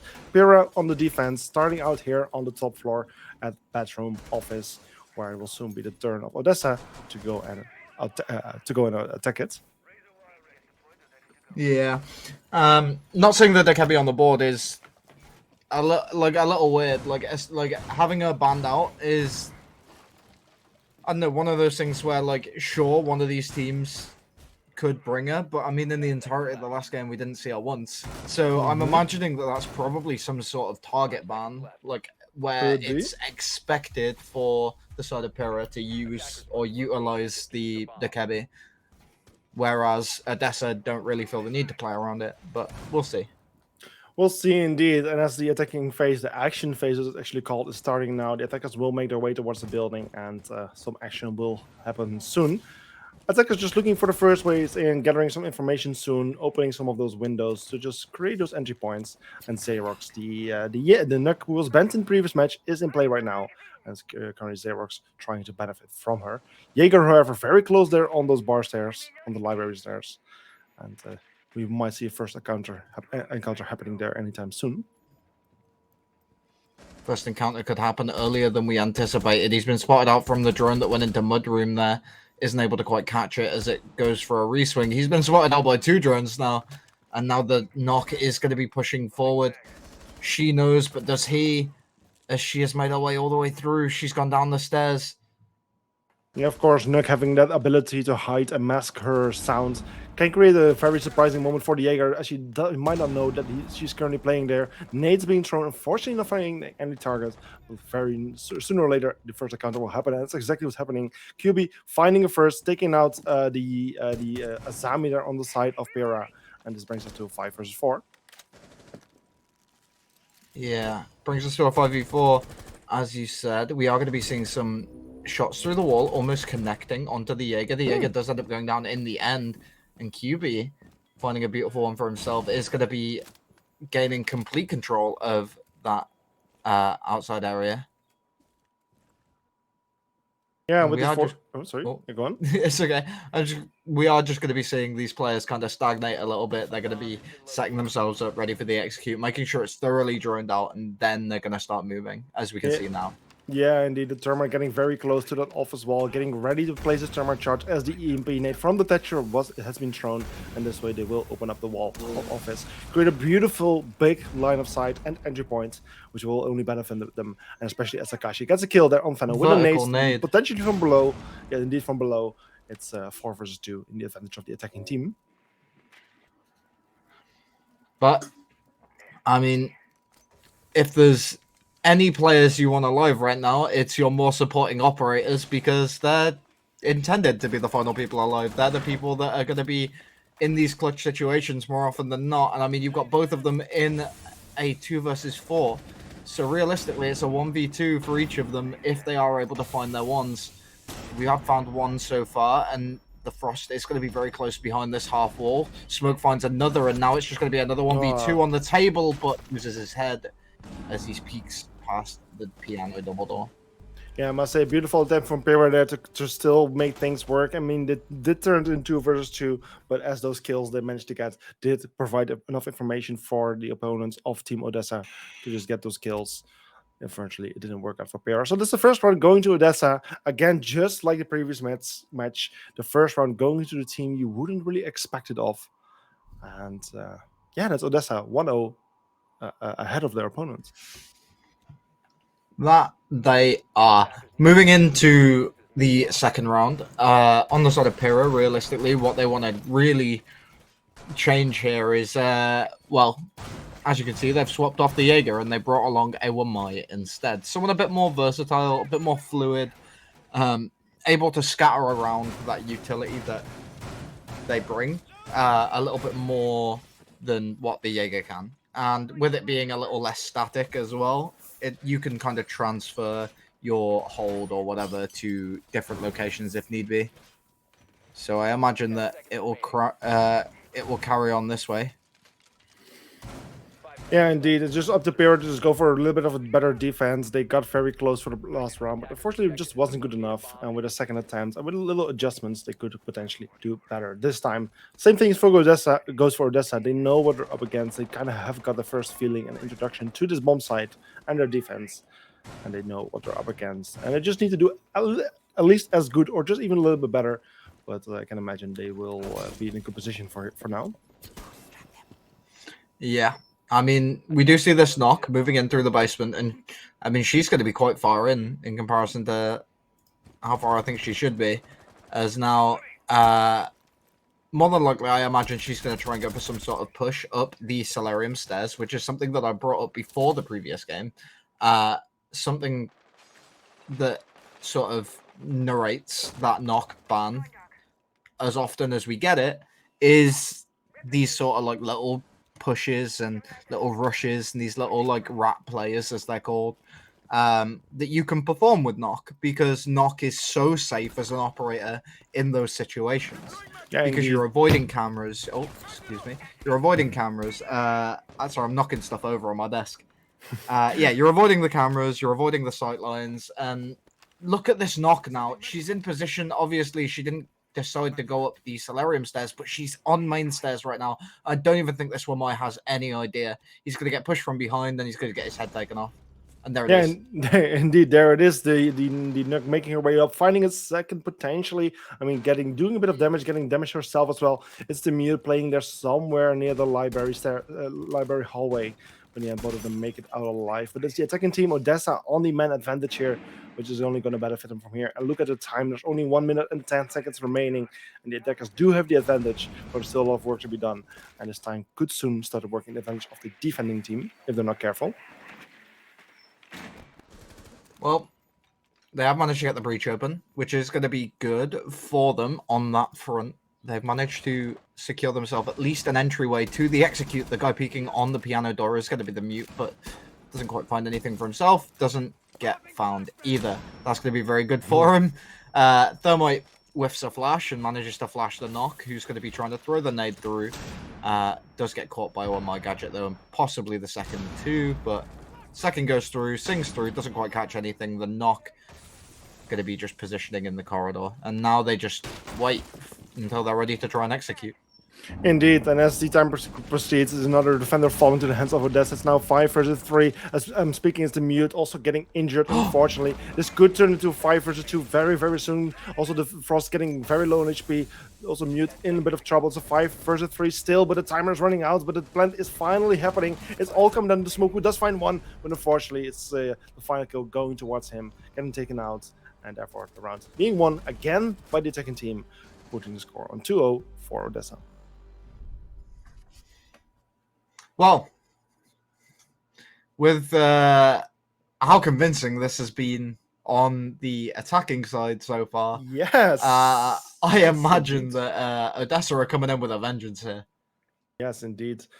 It's Odessa, who of course is more in need of the points compared to Pyra, but at the same time, Pyra could really use those points as well. I mean, they are currently kind of like in the middle of their group at 6 points. They are in a fairly safe position, but could still lose it, could still drop to the 5th, depending on how Eagle Empire will do against them next week.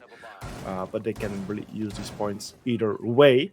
Odessa can use them even more, being at 5 points, being on the 3rd spot. At one spot, of course, they would like to get out of, as it's kind of a bit of the danger spots. It's just one spot above the spot where you will get eliminated.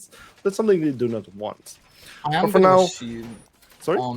I just wanted to say, I am going to assume on the side of Pyra that Jaeger is part of their default strat book for like all of these different scenarios, because they have like, for the first time on each site, brought along that Jaeger, and I feel like you would just be much better bringing along the Wamai or someone a little bit more fluid that's able to move around, because I mean the Jaeger is a lot more static. Yes, he's got the 416, but I mean realistically, you want to be able to just like keep reorganizing your strategy. You want to be able to keep throwing those Wamai discs around and like putting them in funny like positions and things like that to catch things out without the attackers realizing. But I mean, at the moment they're just bringing along this Jaeger, which, as I said, is very static, very easily burnable. Everyone's used to it. Everyone knows it. Yeah, I mean, they did bring the Wamai last round, right? Yeah. Yes, they did. Yeah. Well, yes. Well, Nook, one of the operators who was banned for the previous rounds of the previous match, is in play for this match and is clearly making herself very like her. How do you say it? Like making her presence very clear. She gets the opening kill this time. This time on Sushi, taking out the Frost, who unfortunately hasn't been able to get a single kill so far, and will not get another one for this 3rd round of the match. It's only the 1st, so there's still plenty of rounds to go for Frost to do so. But at least this round is not happening. And it's a good start here for the Nook, played by Xerox. Ryuji going to be pushing in through bathroom, more than likely trying to cut off this extra player. Finds a Yuko drone, which is going to be very good for later on in the round. And, I mean, if they're able to find another, or even just a player here, they found Echo. That's not going to be a threat anymore, as now the Jaeger going to be rotating back over after finding one for himself, and able to find the Flores on the outside. He is on 1 HP, but you've lost your life, fella, as now it's going to be a 4v2. Yeah, again, one of those 4 versus 2 situations that we have seen twice before, I believe, during this matchup. And things, again, not looking good for Pyrrha, which is very surprising. I mean, looking back at the prediction of the community, and I think the Twitch prediction as well, and our own, this is something we didn't expect to happen this clearly. I mean, so that's currently being in a very good position. They could easily turn this into a 3-0 score. And it's Tesma falling as well. It's all coming down here to the Azami, who's playing in this 4 versus 1, turns it into 3 versus 1 after taking out Ajax. But still, 3 versus 1 is going to be extremely difficult with 50 seconds remaining. But in the end, she finds another one. She just keeps taking out player by player. They keep pushing her 1 by 1, which is something that Odessa shouldn't do. They don't even have the diffuser in hands at this moment. But SQB does finally shut down the Azami. Luckily, this round comes to an end. It goes to the hands of Odessa. Yes, and it goes to the hands of Odessa. One more time. So it's already 3 rounds all in a row, putting Odessa on a 3-0 score. That's something I didn't see coming. Do you remember when this map was defender-sided? No, it's not. It's clearly not this time. Apparently not. And I mean, this is this is a pretty crazy matchup. This is a matchup that seemingly should be a lot closer than Eagle Empire versus Misclick, but now it's looking even scarier.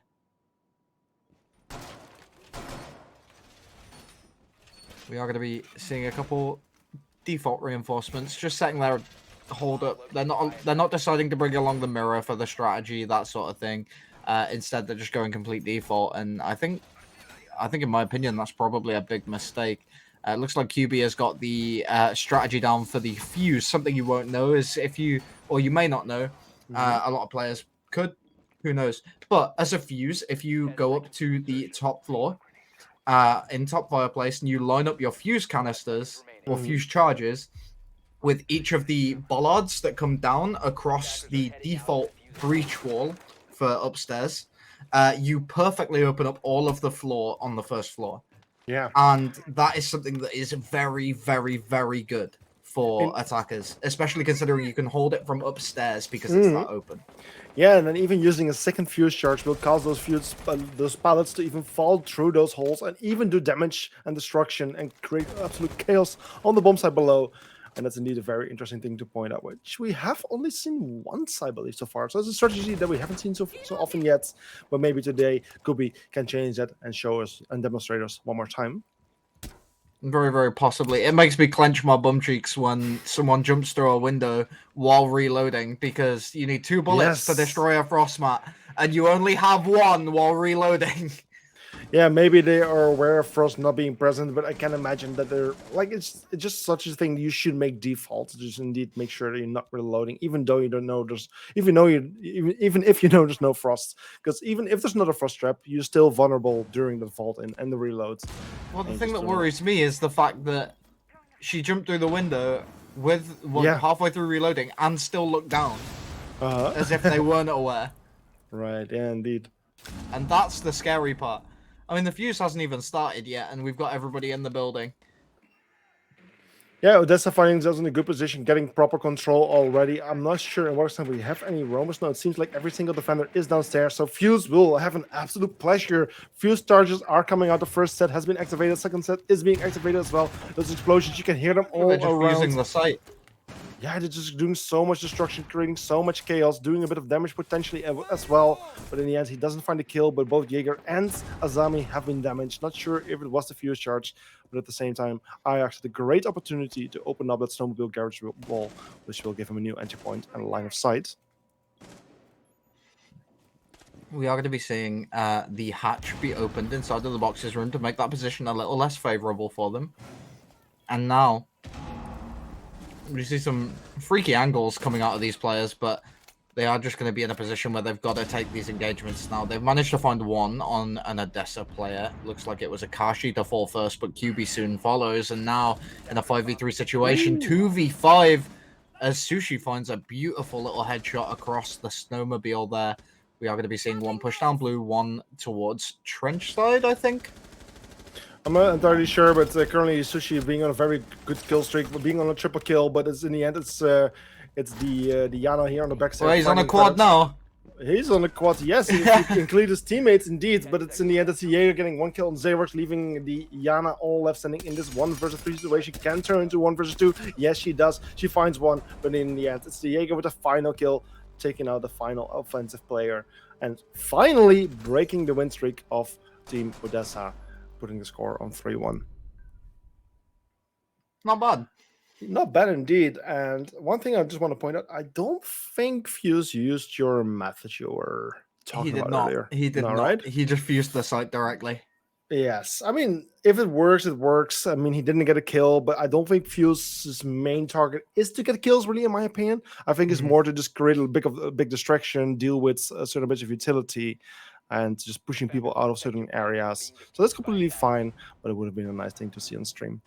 I mean, something that I would probably consider in that situation, if you are going to go for fusing the site directly, bring along that Ying first, because something that a lot of newer players don't realize is Ying can use her gadget through soft surfaces, so soft floors, soft walls, that sort of thing. Yeah. So realistically, you put down one of those Ying candelas on the floor, activate it, it goes off. Everyone on the site's blind that was caught by it. You place your fuse charge while it's going off and set off your fuse charge. And it's like no one can hear it. No one knows sort of whereabouts in the site it is. They've got to use their visuals while they're still like mostly blinded in order to escape it. And that's where you'll find your most kills if you're going to use the site directly. Yeah, it's a beautiful encounter between those two operators. It's something the Siege has quite a lot. I mean, there's quite a lot of encounters existing within in Siege where two operators can create a beautiful combination. I mean, just imagine, for example, Dokkaebi and IQ. And yet you don't see those too often, in my opinion, which is a bit of a pity. Yeah, definitely not one that you see amazingly often, but I mean, we'll see how these teams decide to do things coming into the later rounds. We have gone to a more default lineup with the Hibana, the Flores, and the Knock as well that they had before. So we'll see how they decide to play this round going forward.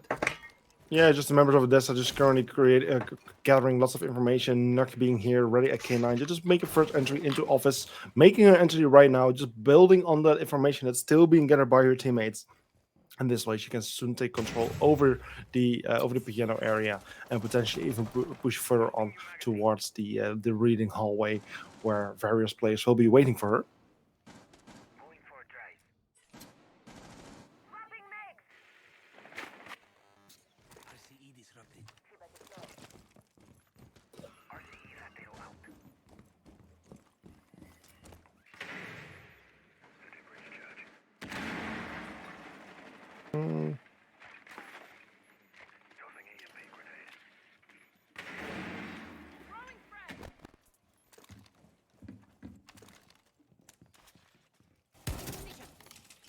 Yeah, this is also the call for the Hibana to just use their pallets to open up those lines of sight to make it more difficult to play on that hallway.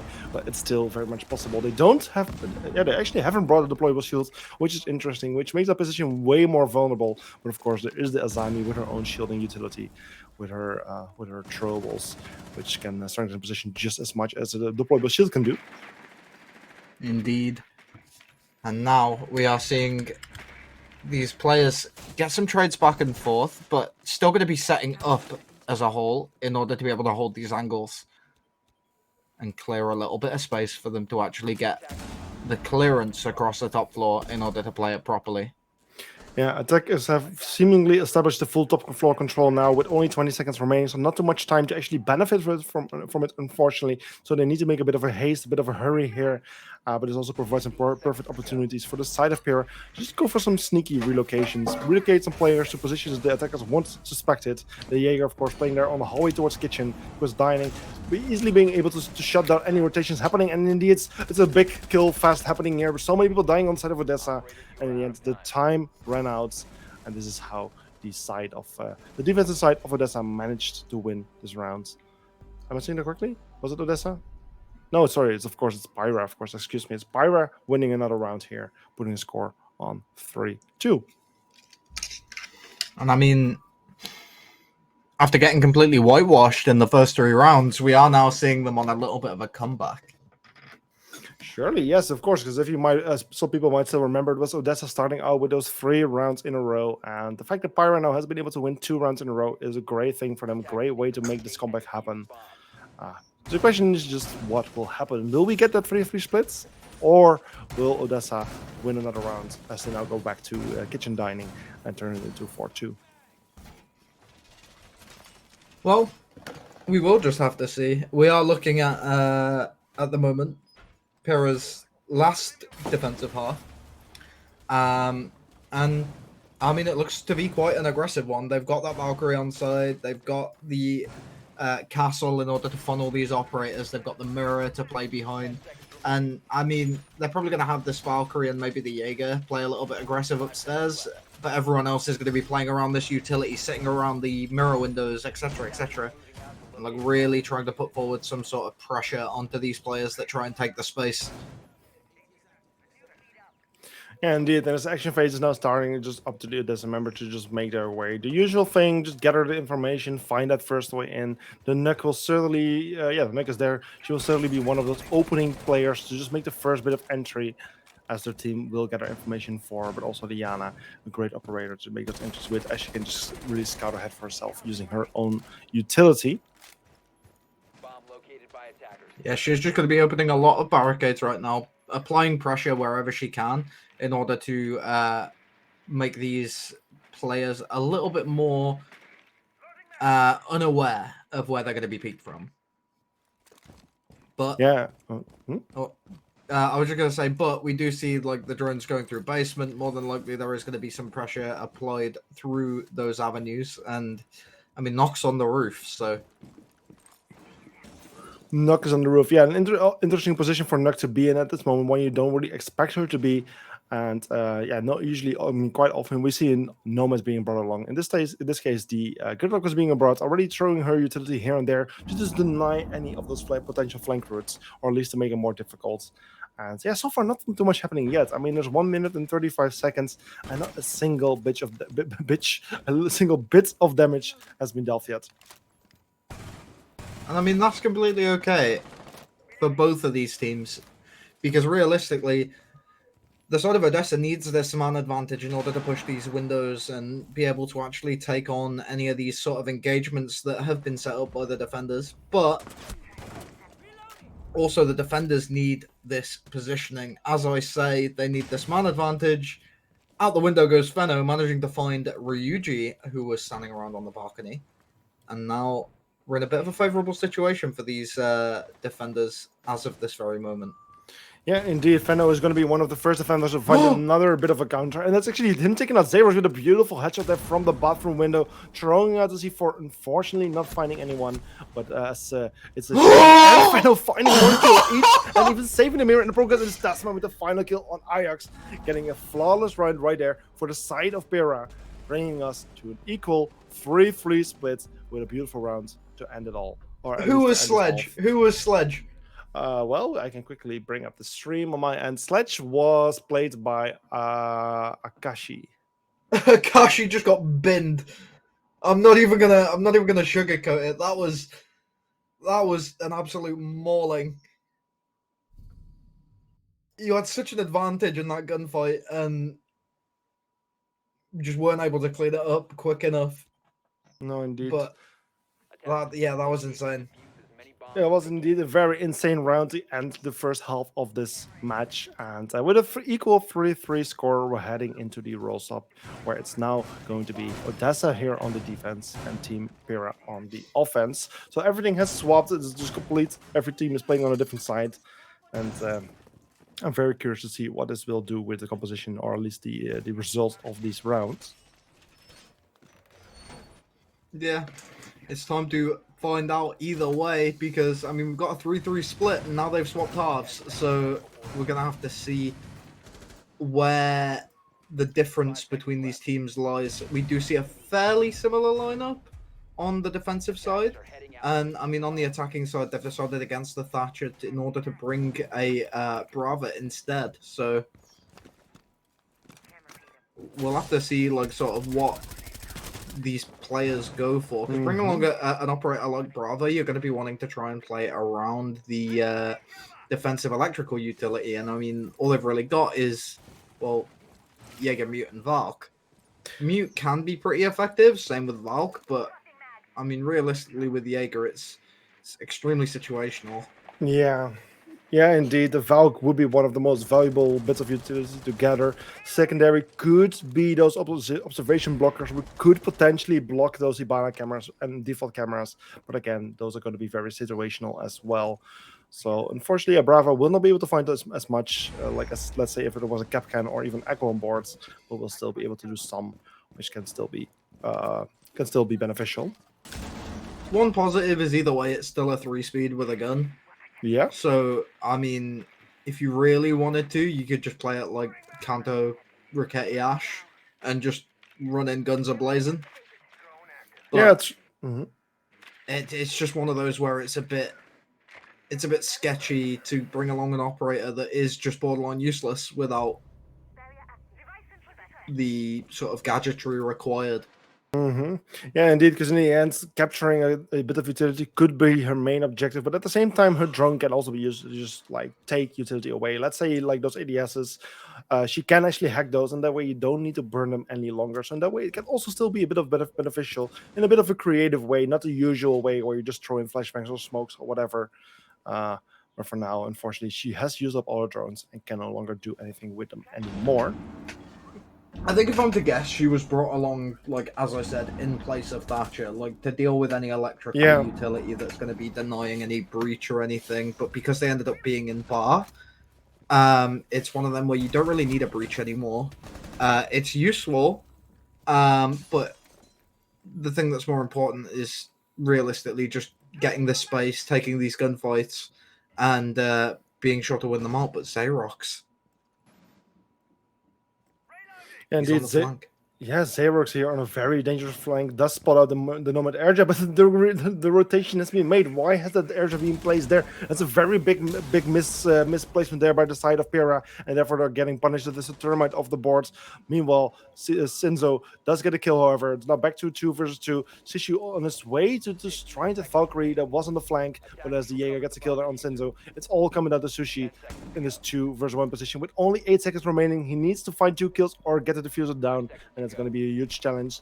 The timer ticks on, 2 seconds remaining. He needs to stick to the diffuser from this moment. The defenders are losing for him, looking for him, but as he knows he's spotted out, he decides to go off and give the round away without dying.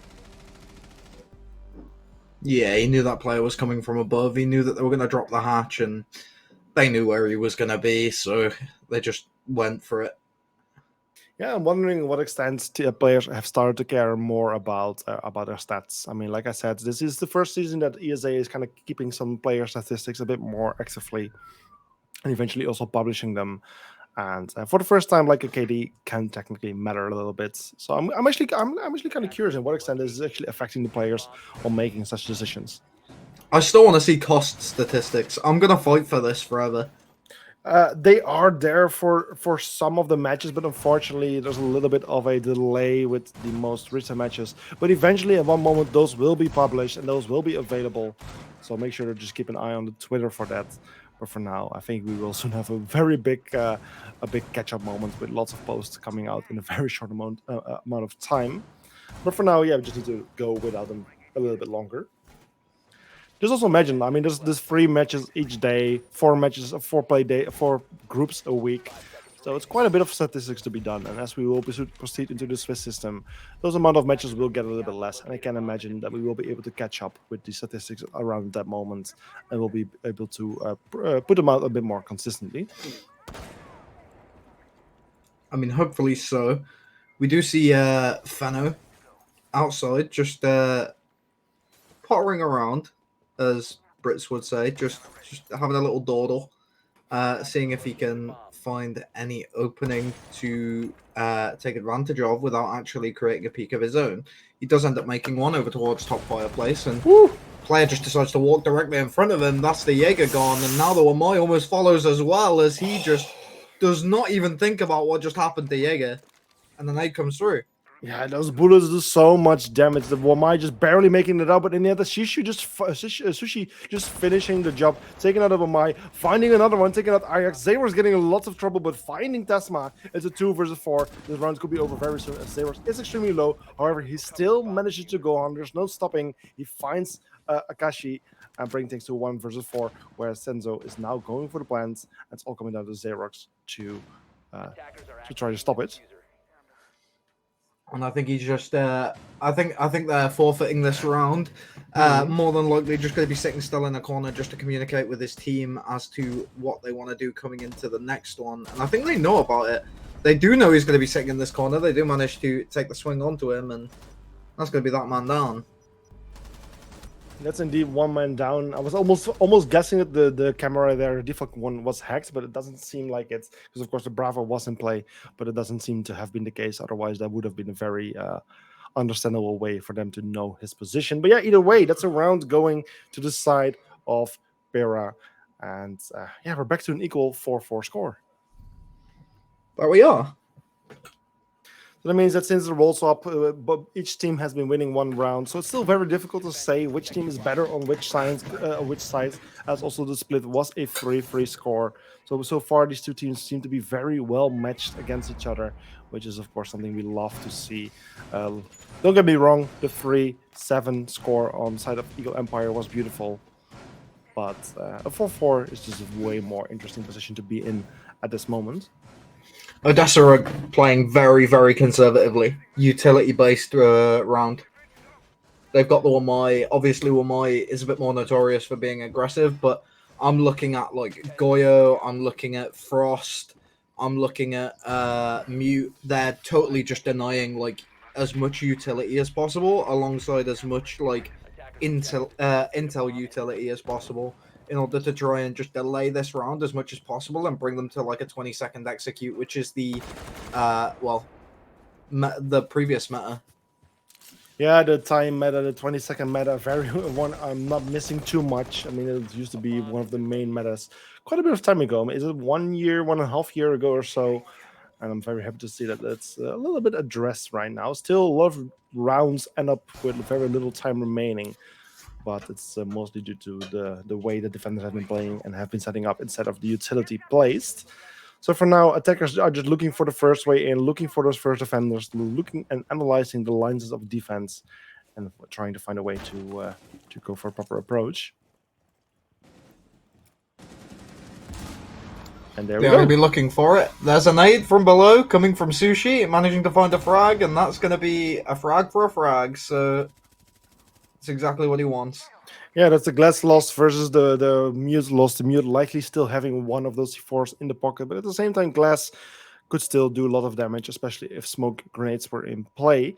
But yeah, either way, it's now 4 versus 4 situation. 1 minute 46 remaining, and attackers now need to find out where the other defenders are and go for some kills. Indeed, we do see a bit of aggression coming out of QB, coming over towards Solarium Stairs, but has a little bit of a brain delay there as the Yana does try and swing him and manages to secure that kill. Almost on a pixel angle is the Yana finding a kill onto, I think, Goyo? I'm not too certain. Oh, no, it looks like it was Frost. But in comes a nade, unable to find it as well. And now, just trying to find the angle. They do manage to find the kill, but trying to find the angle for this nade is the sledge. It gets caught out by a Wamai gadget, and they almost have a little bit of a tussle right there.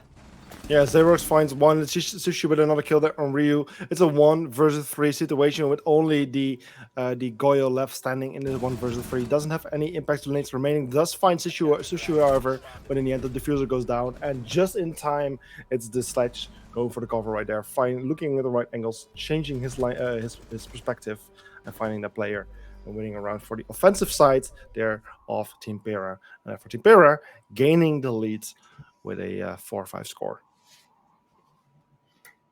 Yeah, gaining the lead is ideal. I mean, with how back and forth it's been, I imagine that more than likely we're going to go to a more favourable site for the defensive side. They're going to get a win, and then we're going to maybe even see full 15 rounds of this match. That would certainly be a lovely thing to happen. I mean, like the way we already talked about the standings for this group. So many teams are so close to each other, and that's the thing I really love about the group stage. Getting 2 points for the winning team in an overtime and point still for the losing team for their efforts really changes up the dynamic of the groups and makes things way more interesting. So I would love to see that. I love close matches. And luckily, so far, we haven't had that many 7-0s or 7-1s or 7-2s yet in this competition. So that's a good thing. It is. It is a very good thing. The fact that the teams are actively like working on their improvement and they're all improving at a steady pace. They're all focusing on knuckling down to do the best they can in the tournament is very, very good. Indeed, that's what we want. Close matches. I mean, like I already said once before, season 6 of ESA, it's the best season so far. Only 24 teams compared to the 32 teams we had in the previous season, which allowed us to only have the best of the best teams in this competition, really. And I think I've never seen this many close and well matched matches before. I mean, the matches have been extremely close. I can't say I can agree with you because I obviously have only been around for the last couple matches, but with how it's going so far, I imagine that I can see a little bit of a sort of stagnation coming out of the side of Pyrrha right now. They've gotten a little bit of control along the top floor, but they're so unsure about taking any sort of control along this blue corridor now. Indeed, this blue corridor is one of the key positions to take control of. Feno opening this window and having just a little pixel angle there, just waiting for a player to make a mistake and expose himself too much. But in the end, the defenders of Odessa are just waiting patiently and waiting for the attackers to make their move and make their mistakes. Because in the end, the time works in the advantage of the defending team.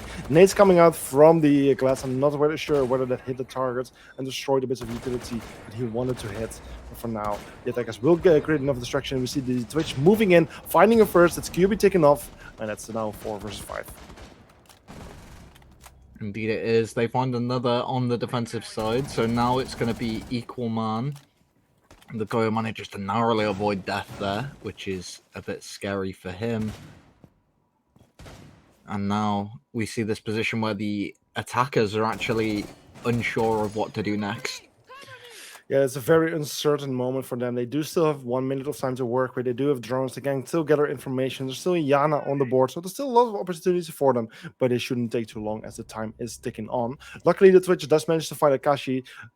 Brings the man advantage there to the side of the attacking team with a 3 versus 4, so there's still a good opportunity there. In comes the Twitch through Mudroom alongside the Glass, who's going to be closer to the door. They are just going to be covering each other to try and take these engagements. Twitch finds one, and now it's going to be a 1v4 situation, but Glaz runs over to the wall, finds it through the head holes, and that's going to be a round for the attacking side. The first team since the switchover to actually gain 2 in a row. Yes, indeed. So this is a match point here for Pyrrha. It could be over very soon. And yeah, it could be over very soon. Just up to Pyrrha, just win 1 round out of the upcoming 2, where Odessa needs to win 2 in a row to bring this match potentially to a 6-6 and still have a chance to earn points in that overtime. So potentially 1 more round. It depends on Pyrrha, and we'll see how things go. We're now in the situation where Pyrrha are going to be fighting tooth and nail for this like full 3 points, and Odessa are going to be fighting tooth and nail to earn some points.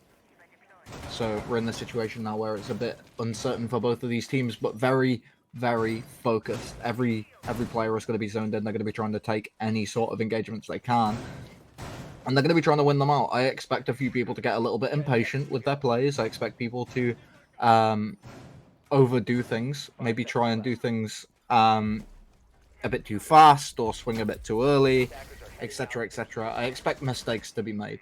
If they're going to be made, this is where they come from.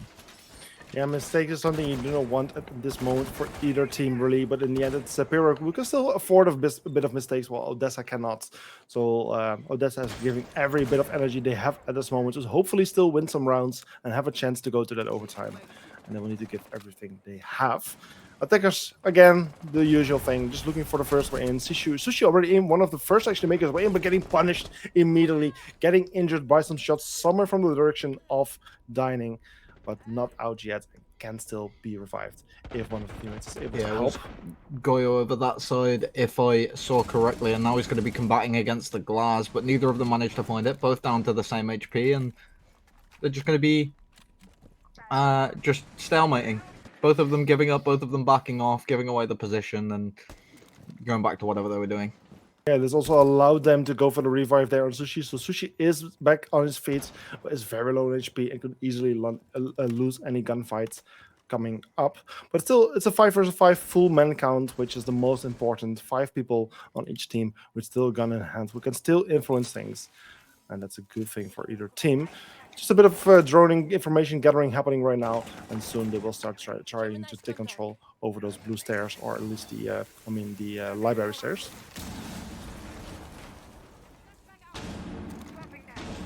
And to assist that control taking, the wall of office is being taken care of by the termites. Creates a beautiful line of sight towards those stairs. Meanwhile, Twitch getting the first kill there on Akashi, taking out the Frost, bringing us to a 4 versus 5 man advantage there for the side of Pira. This is not what Odessa wants at this moment. Twitch, however, getting very low in HP, but with a 4 versus 5, this can really go either way. And as Scooby finds a kill there, it's back to 4 versus 4 man count.